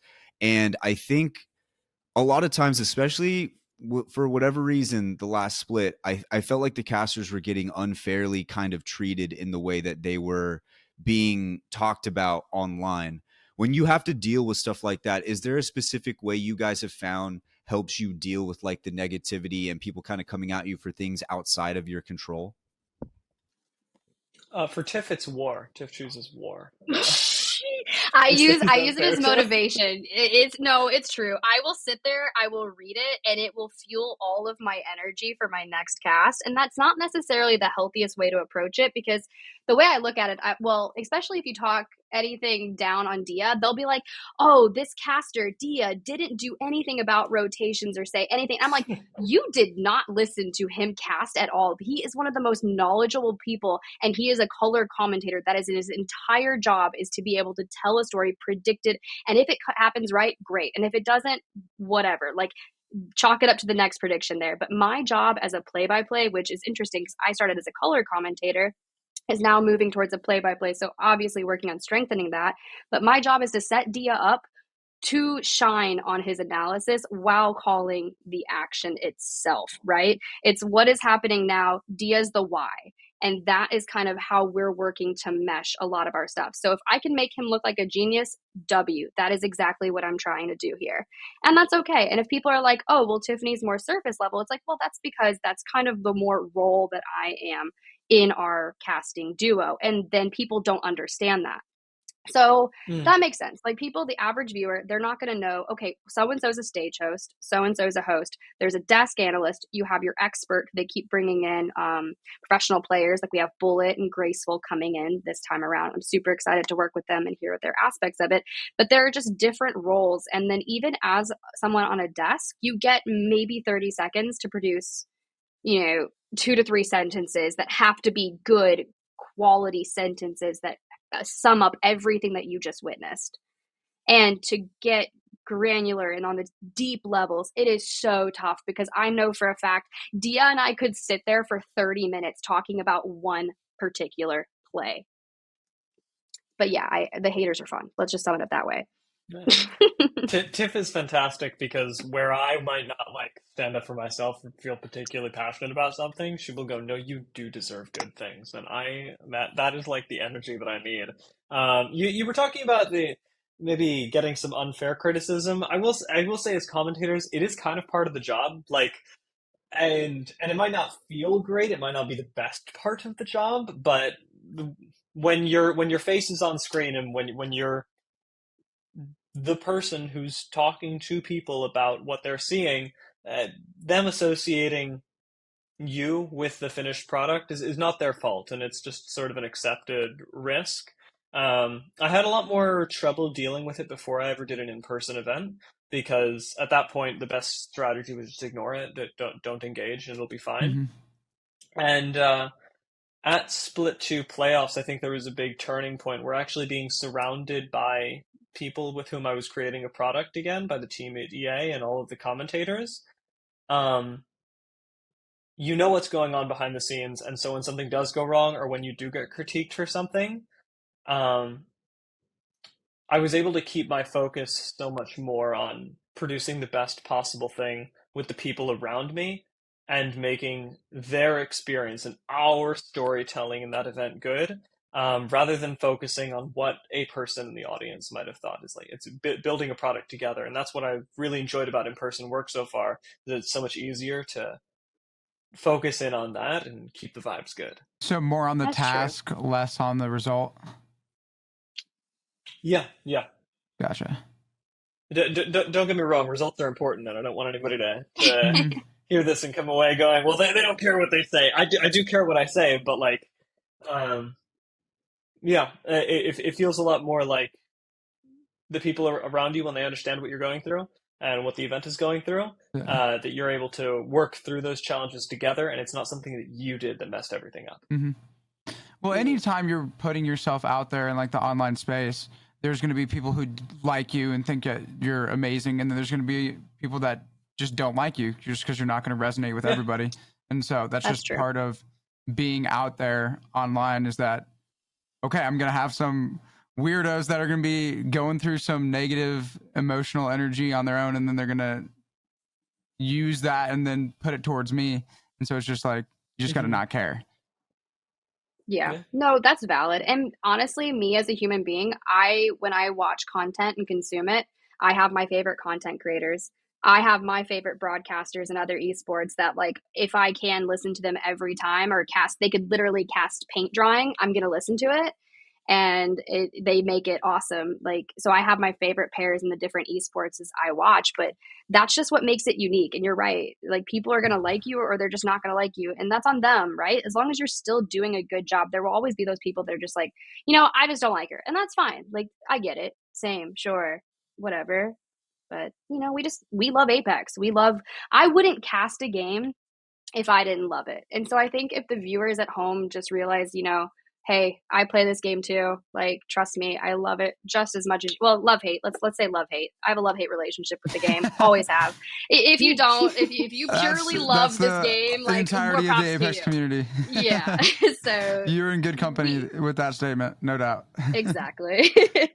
Yeah, I'm currently on strike from Apex right now because they keep putting this me in lobbies with Imperial Fortnite. HAL. I loaded up Fortnite yesterday because I'm a gold level player getting in lobbies with a prize Imperial HAL suite. I'm why am I in these lobbies right now? Why? I'm not training for champs, man. What's happening? Yeah. SBMM cranked. No, as soon as Zen killed me, I was like, I'm out. Don't let this man chase me across a zip. This is horrible. Yep. That's right. That's damn right. Okay, so let's get into Apex now. We've got your guys' one story. more question. Oh, you got one more? Okay, go ahead. In general, this has got to be. I guess it would be for both of y'all. I know technically. So color. So just because I am an idiot and I would love to. And I know there's some people that may not know this stuff about broadcasting. Yeah, you're not. Play-by-play is what it sounds like. Play-by, like doing like what is going on the screen, and that's what you do primarily, Tiff, right? For Apex, yes. Sometimes for certain duos, I'll switch and do color, which you guys wouldn't know that either unless you, so essentially I would do it DiA does with a different caster. But for me and DiA personally, I'm play-by-play. Okay. And so color commentary is basically analytical, like what you were saying, DiA, where you're breaking down the play. You're saying, okay, this team is in this position. They have these three different options they could do. Let's see which one they choose, and like, why is this a better choice? Or, you know, oh, they picked Watson. This is because Fuse is a meta right now, like stuff like that. So I just was trying to get like, okay, confirmation on the terminology, because I know there's some people that are listening to our show that may not know the difference between a color. They think you just do everything if you're a broadcaster, right? And so I just wanted to clear that up. And then, so I guess to lead into the question is, how do y'all, like in a BR specifically, we all know if there's not a contest at the beginning of the game, it's really difficult for those first 7 to 8 minutes of the game where everyone's looting, everyone's like, they haven't even started their rotate yet, or like, you know what I'm saying? Like, it's the beginning of the game and there's not a lot of action. We know Apex mid game, late game is actually super really very intense, and a lot of it just speaks for itself. But in that early game, that little segment of 8 minutes or so, how do y'all strategize about going about commentating and figuring out what you're going to say? Ooh, so yeah, go for that one.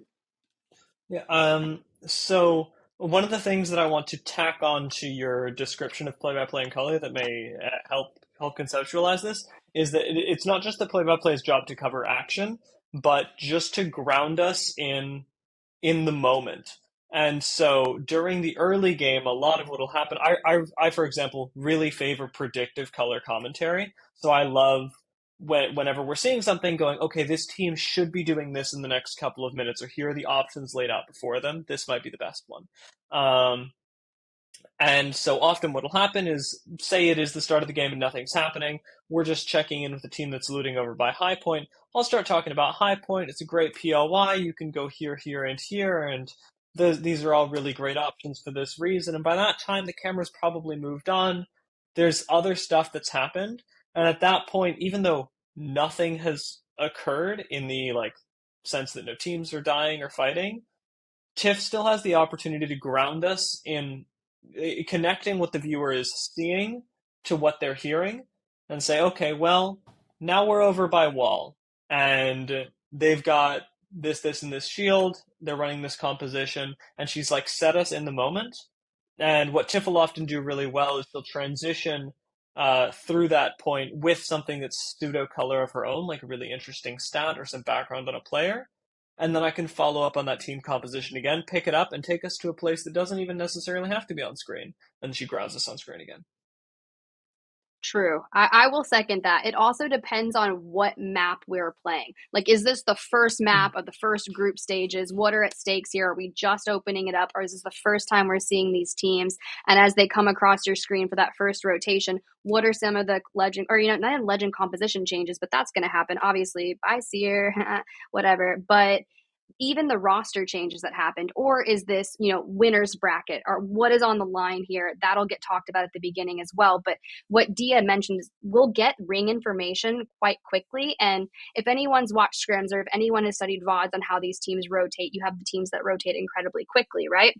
And they will always play a rotation or a zone very similarly. So whether that zone is on Storm Point pulling to Cenote Cave, certain teams will be like, all right, this is the exact building that I want to play from. So what DiA is going to look for, he's going to look like, hey, did they get out of their drop spot POI quick enough? did they hit the normal building as usual, or are they anticipating a different zone pool? And that's kind of where we start looking for our trends and patterns. Did they get caught off on a rotation awkwardly because they rotated 30 seconds late? Who knows what happened if they're contesting. Maybe we'll get to see the Fnatic complexity survey contest here on World's Edge. That would be quite interesting. I hope to God complexity doesn't, but I don't know if they're running away from that. But Fnatic's been looking really crazy, so we'll probably see that, talk about those things, and just kind of line up the storyline where all the action happens. Beautiful stuff. And talking rotations and all things getting ready to go into champs right now. I think we should get into Apex a little bit, predictions, all that stuff, all the things going down with champs. I kind of want to start off with your guys' main storylines that are sitting at the top of your mind, the forefront of your mind, all the things that could happen that you're kind of looking out for, maybe a team that's looking good, maybe a player that you want to see how they perform. What's like one big storyline on your mind going into champs? Ooh, well, obviously it's the TSM versus DZ. They're kind of tied up on their LAN wins. Who's going to, hoist this one at the very end? But also, can someone new completely take it away from them? That's like kind of a big overarching. As for like a team that I really am looking at, it's Oxygen Esports for me. Mm-hmm. We just had a big discussion about Oxygen Esports just a few moments ago. I bet you did. Yeah, I don't blame you. I don't blame you. Yeah. Dia, any storylines for you? I'm gonna follow up on this Oxygen point. I'm very excited to talk about them at LAN. And honestly, I think a lot of our commentary team is really high on them, which is great. I think the audience is still very much getting used to this squad, which lets us fill them out quite a bit.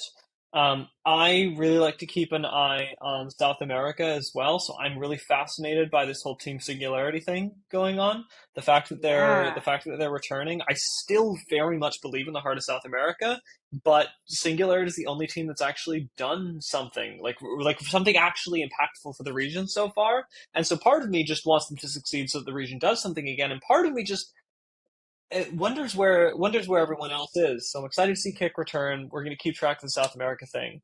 And then in a grand scheme of questions that are being answered about Apex Legends, I'm not going to do the TSM Dark Zero thing. That everybody's going to do that. Everyone. But I'm really fascinated by APAC North in this LAN because Split 2 playoffs had us talking a lot about APAC North.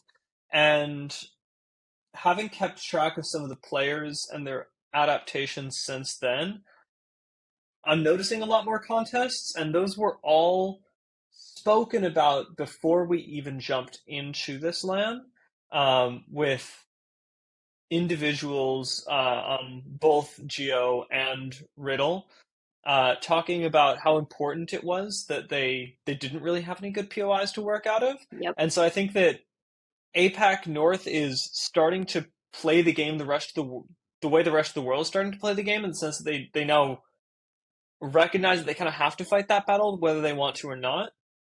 So this is going to say a lot about where they're at as a region, both in confidence, not so much in mechanical talent, but in confidence and ability to play the game the way that everybody else will. So I think that this is going to be a really interesting time to cement for 2023 where this region is at compared to the rest of the world, because we've been flip-flopping on it for the past couple months. Yeah, that's true.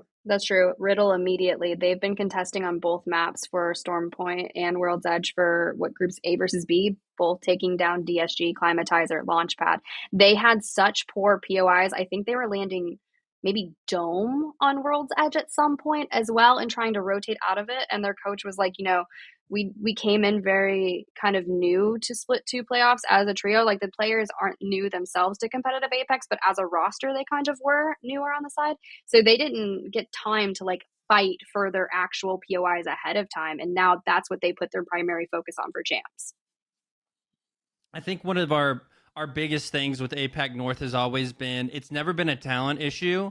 I think it was really just about the whole, their mindset behind the way they play the game has just been a lot different. I mean, I mean, you see the highlight plays whenever they actually are in fights. Like, you're seeing the wall bounces, you're seeing like the insane flicks with the wingman. Like, the mechanics have always been there, but it's more so, do they not take the right fights, or do they, like, in moments when they should be passive, they play super aggressive? And I think the vice versa, where they need to take advantage of the time. Maybe they have, I don't know, for example, they have like 100, they did 100 damage on somebody, and like they decide not to push whenever that actually would have been the correct play. And a lot of people, I mean, it's kind of like that crypto mindset in a way. Like, they've been kind of the crypto region for a long time. I guess EMEA was that for at the beginning of the game, but I feel like that's kind of switched to APAC North, and they've never really switched. But with less people now running crypto, even though there are a few APAC North teams still doing it. But I just feel like that has kind of made the shift. I think the legend picks has really helped them kind of get out of that mindset of, okay, we don't have to play passive all the time with this crypto. Like, we can now, let's switch it up, throw a bang in there, and like maybe get mixy type of deal. Yeah, that's true. I've seen a lot of Bang Blood compositions lately, and it has been so fun to see again. It's pretty insane considering, like, Bang's not, her kit's never changed. Like, her, this whole time of Apex, Bang's never changed, and she's now just become just almost like a mandatory pick now. Obviously with the rise of controller players, but also just how viable smokes are. Maybe Shiv was right, like, all along, you know? He knew. Yeah, he knew. yeah. Laughing from the sidelines. I really like that about all the. Am I going to say all of the? I'm going to say I like that about the roster that Apex Legends provides, is that a lot of legends have their own niche that really just can't be taken away from them. No matter how bad Bangalore was, nothing has changed. Like, her numbers aren't busted to bring her back. She just has a place now, because that's what the playstyle requires. That's what everything else requires. But the legend itself hasn't been like over buffed to make that happen. So I really like it. I think it's cool. I think one way smokes are tough, but that's life, and we'll figure it out. So getting into the casting angle of team compositions, we've had so many pros on the show talk about their favorite time to play. I wonder if there's a favorite time that you guys have ever had, like a favorite meta that you guys had to cast, whether it was more exciting or the action was more intense on a specific meta. Does any come to mind for you?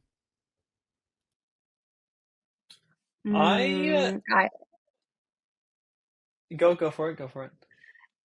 I loved Gibby Bubbles. Like, they just pull out the shotguns. There's something so to be had. Like, when your PK actually hits for more than 9, like, it just feels really good. And I feel like those up close fights can be so much more intense. And then I don't even know if this was Gibby Bubble meta. All I can think about was I witnessed, it might have been back in, it was either Sweden, but like Skittle Cakes literally shield swap twice at an end game. With Caustic at the end with his Devo. He had a Devo and a Caustic. It was disgusting.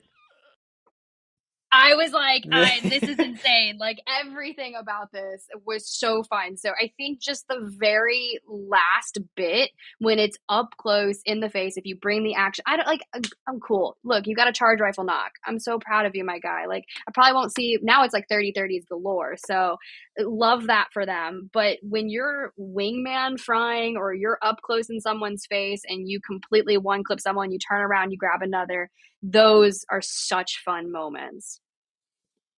So just a time of a game, I guess.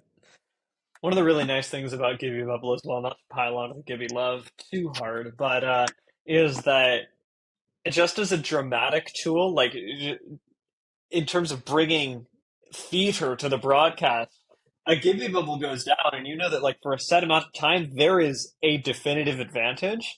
And that could be equalized, like the few seconds that go down between Gibby Bubbles that, say, maybe have one team being forced to use one before a rotate, they're so impactful, and I do love seeing that.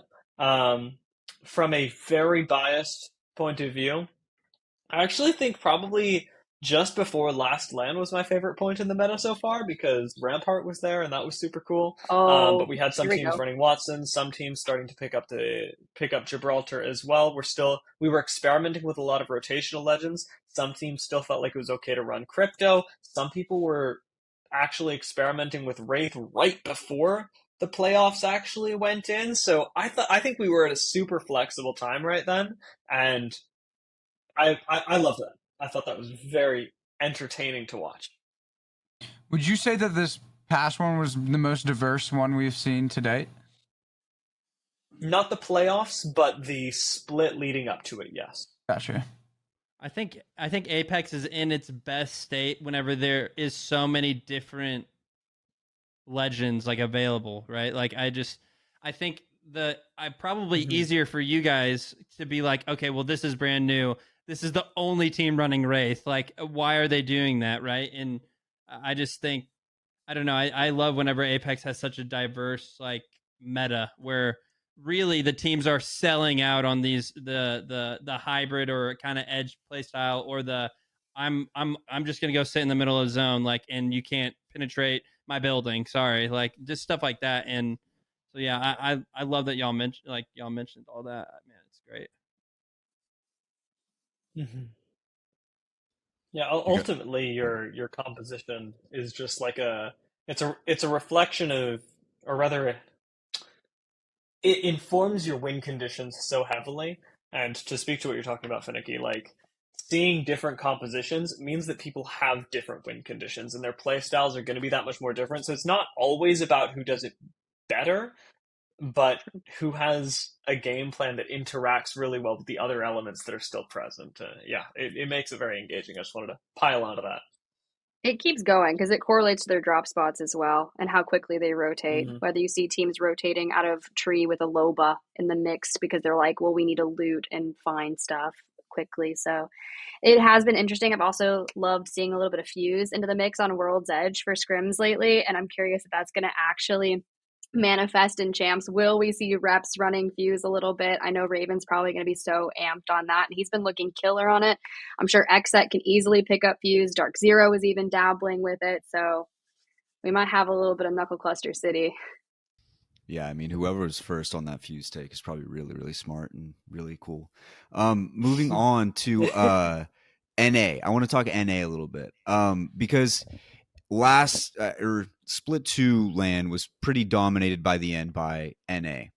Is there a chance that we're going to see a couple teams from other regions that may surprise people in your guys' estimation? Is there a team kind of sitting at the forefront where you're thinking this team might take people by surprise and we could see them easily make it to Sunday and possibly get like a top 3, top 5, top 10, even win the whole damn thing? Any team that sits on the forefront of your mind for you? For NA only?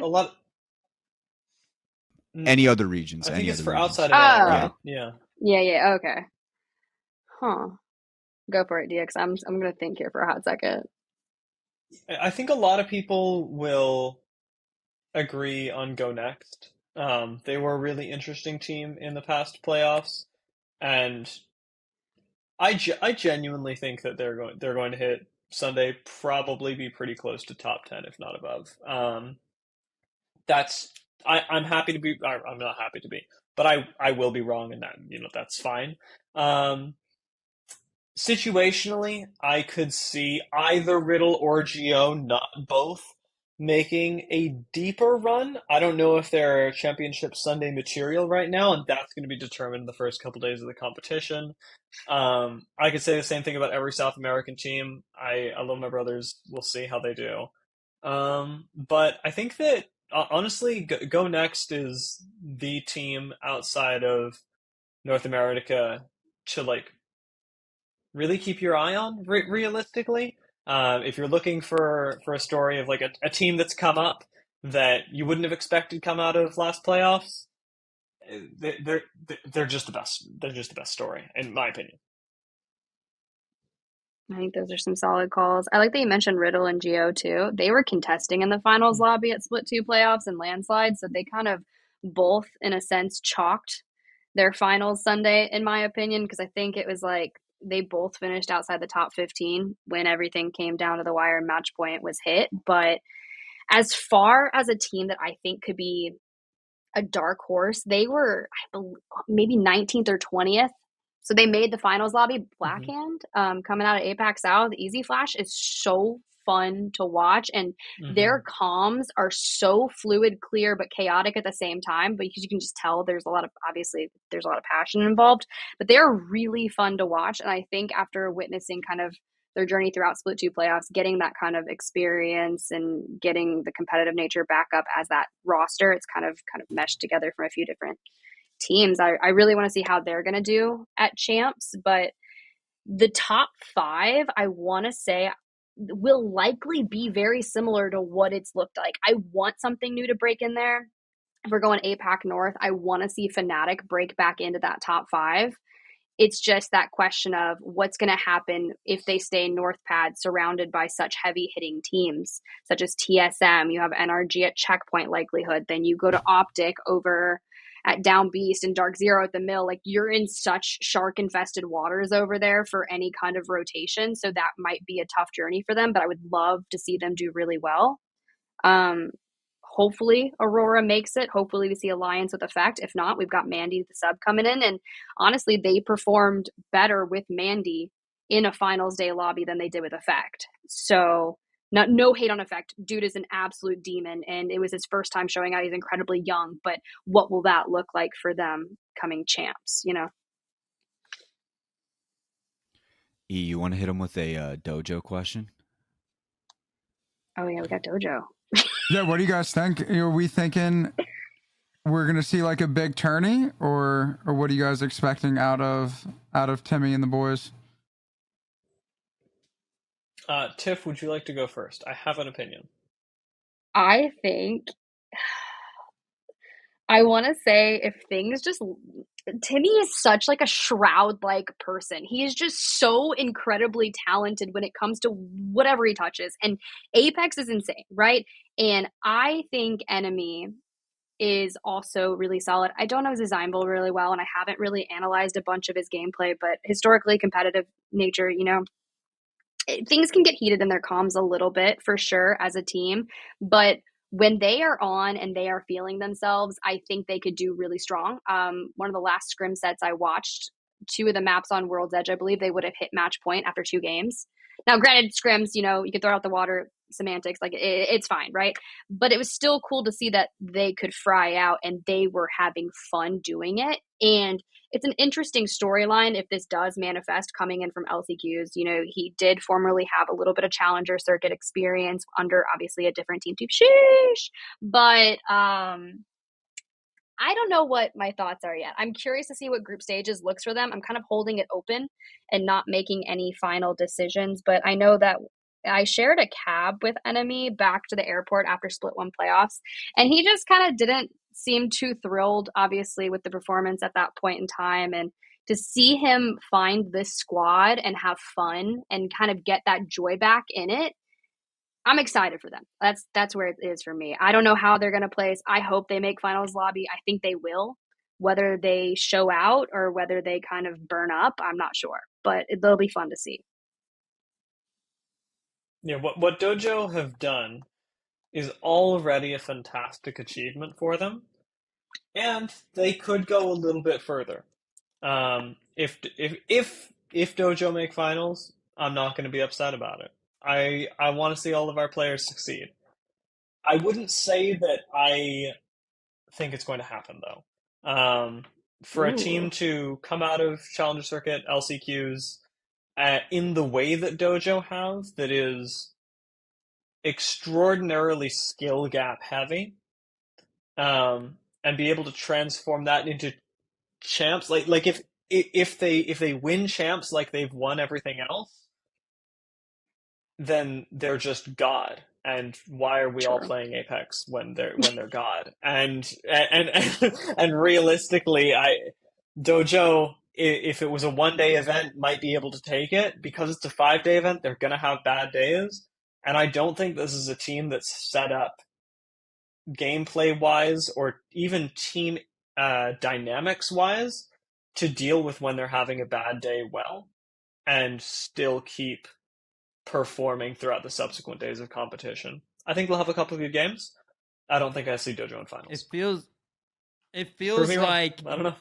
The Dojo has similar vibes to Furia from last champs, where they were just aping everything and killing everything. I think one thing that the Dojo has that others may not have is like they don't really have a whole lot to lose. So it's like, I mean, they got there through LCQ, so they're probably I love that they play aggressively, and so I think because they take these kind of absurd, obnoxious fights, it might throw people off. Granted, I don't know how valuable that gets later on into the tournament because people might be expecting it. Oh, the Dojo's landing here. If we're around them, we know that they're going to try to fight, so we either need to rotate quicker or just be prepared for a fight. So I'm interested to see if they end up being the new Furia of last year's champs. They'll need to like secure a solid POI to work out of first, which is really tough because Furia like they had the benefit of some fantastic POIs last champs. Yeah, it's doable, and I definitely think Dojo will eliminate people from the competition.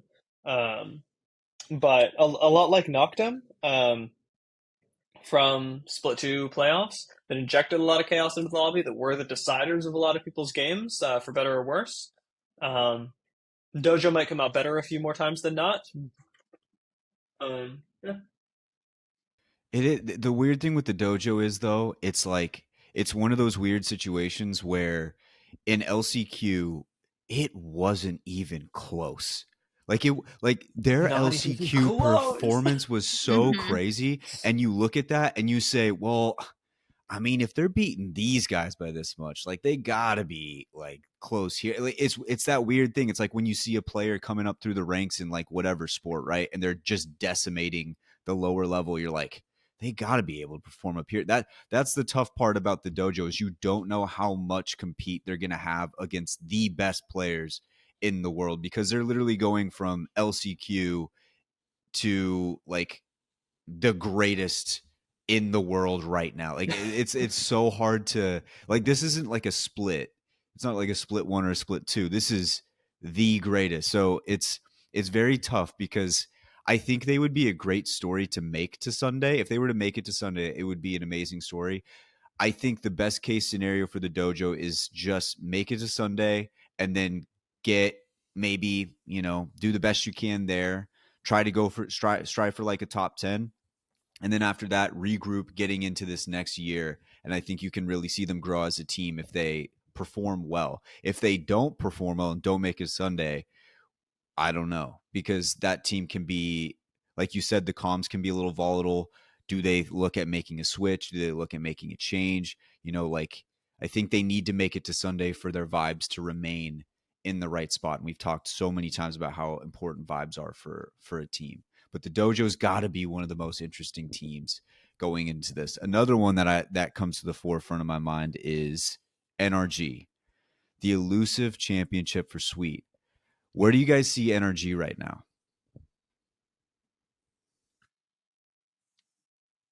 Realistically, Tiff, do you want to go first? No, you can go ahead.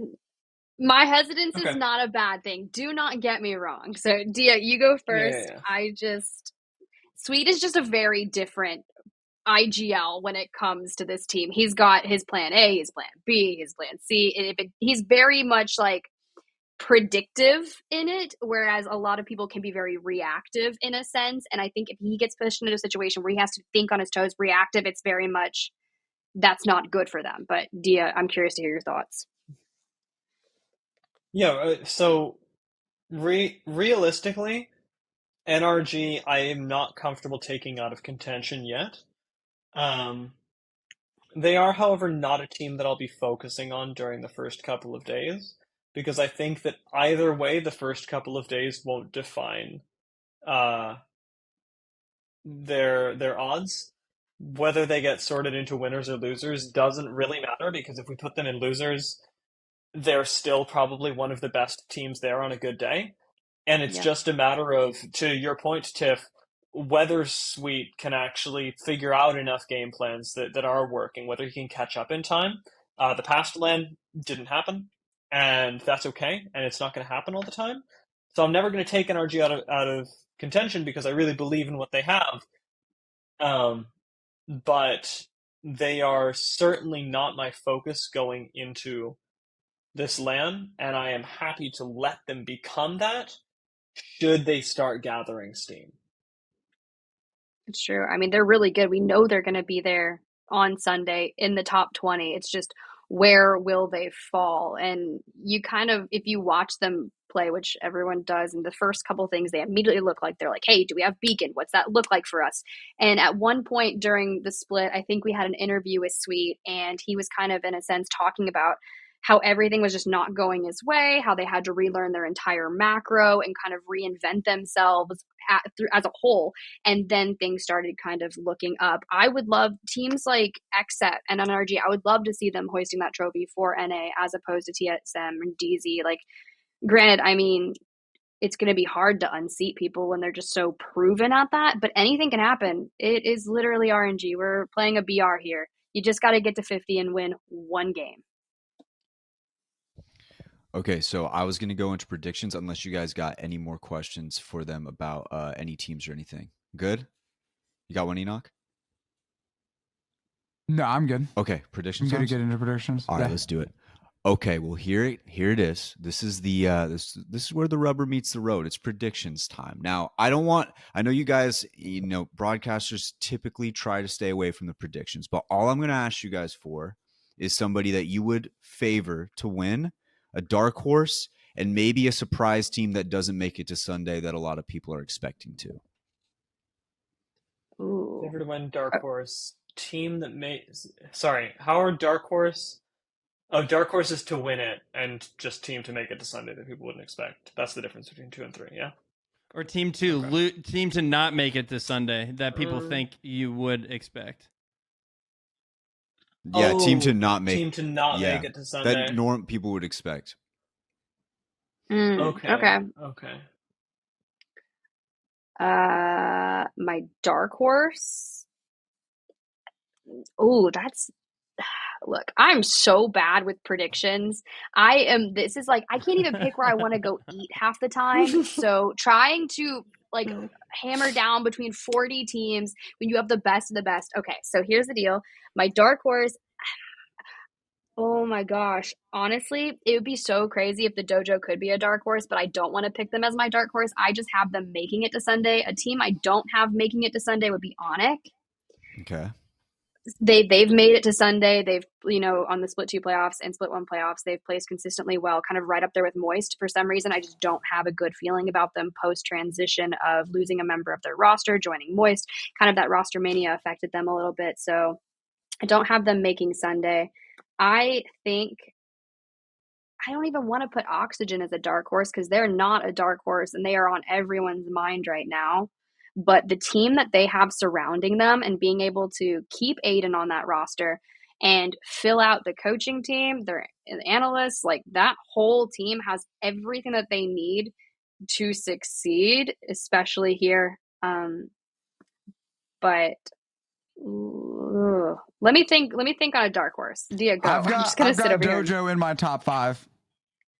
Do you have Dojo in your top 5? Let's go, you legend. You are a fearless man.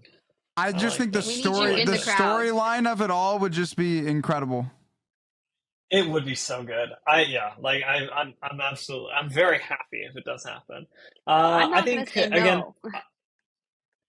I'm steering away from TSM Dark Zero. Everybody knows. We all know. Haha, very good. They might win again. Team that is. Who did that impression? Team that's favored to win though. Optic. I think Optic are a pretty solid bet right now. I feel good about them. We haven't talked nearly enough. Yeah, I think we have a little bit more room. We can even discuss them in a future show. But They've got a lot going for them right now in a very odd way as well. I'm going to put LG as my dark horse because Ooh. I actually genuinely think they could win and yet have just come nowhere close. So I think that qualifies for them to be a dark horse while still not being just absolutely copium. And they're so good at fighting. They're just so good at fighting. They are. Team that won't make it to Sunday that would surprise people is honestly where I struggle.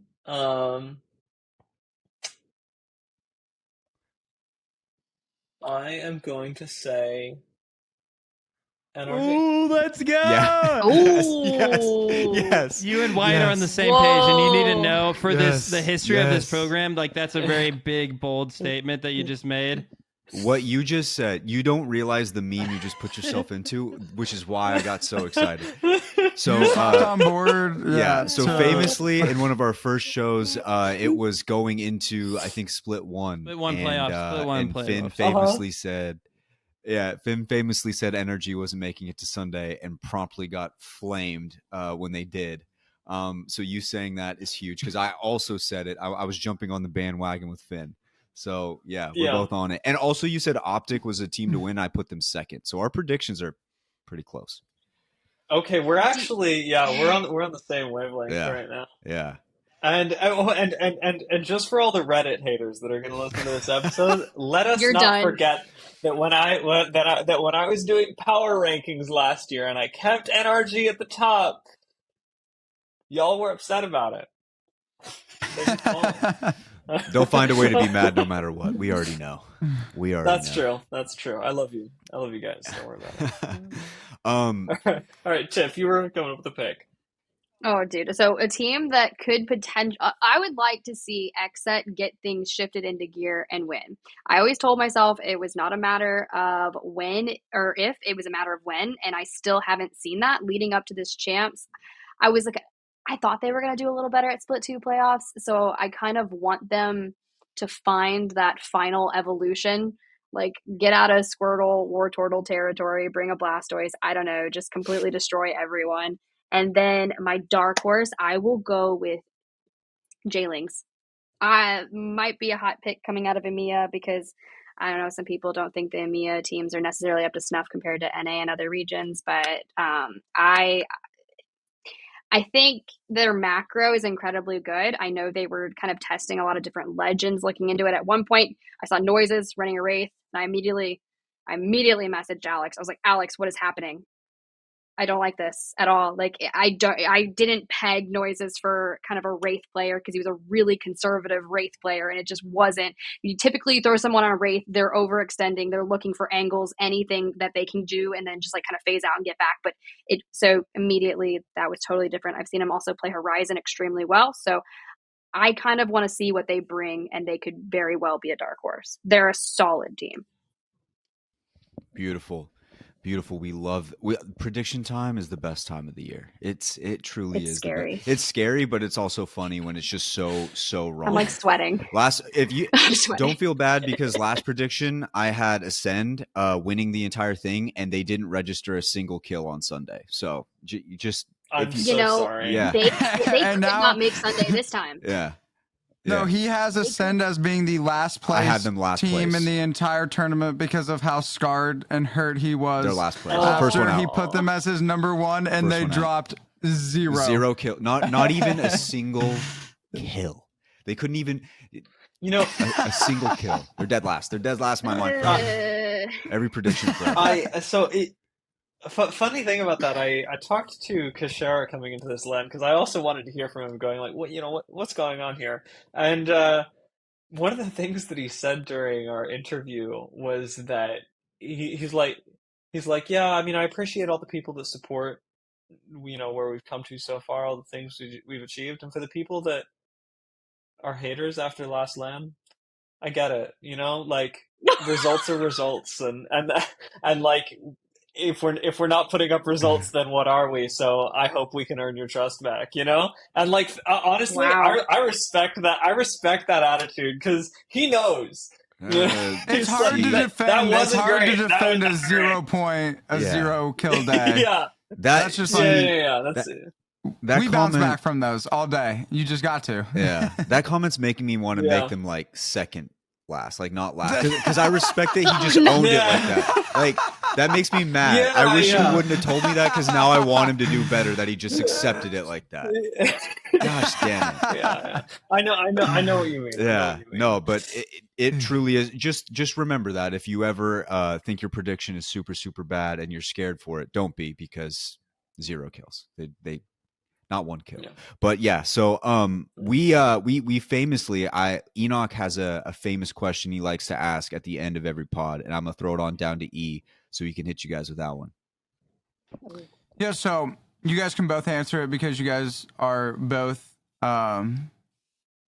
satisfying the requirements, as I would say, because everybody we have on the pod is performing in the top 1% of the field that they're pursuing. And you both as casters are, I would consider, in the top 1%, like main stage, ALGS broadcast, doing the thing. What would be one piece of advice? There, you should. And so what would be one piece of advice that you've learned along this journey to get into this top 1% that somebody could apply to whatever field of life that they're trying to get into the top 1%? Just something along the way that you've learned that would be helpful to somebody else. And it doesn't have to be specifically like the field that you've done. It's just something like a mindset oriented. It's just something perspective shifted. Just one piece of advice. I got 2 pieces. Comparison is the thief of joy, 100%. If you compare yourself to anyone else, your journey is going to be so different, whether you are trying to do the same thing. You look at a goal and you're like, I want to achieve that. Your path will not look like anyone else's. It will happen when it is meant to happen in the strangest ways. And as long as you are working to better yourself as an individual by maintaining true to yourself and just being a little bit better each and every time that you are working to achieve that, it's like small steps, right? Just keep consistent, and you will eventually, hopefully, get there. And, sometimes it doesn't work out. Sometimes your goals end up shifting and you find something else that you truly love and you're more passionate about that. And that's okay too. But as long as you are not comparing yourself to others and focusing on your individuality and what makes you unique and bettering yourself, I think that is the most important thing.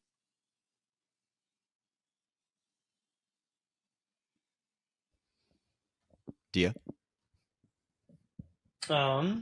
Let's see. I think I cut out for a moment, so this may have been Tiff speaking and then stopping for like 30 seconds, then I start talking, so I'm sorry about that.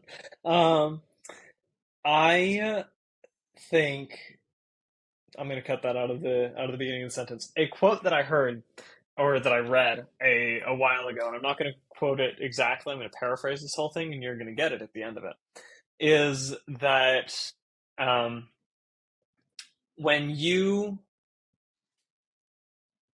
perceive something, you are essentially acting as a mirror to reality. And that mirror isn't perfect because you're perceiving it through your own biases. And so you're in a way your own little funhouse mirror, and that's lovely.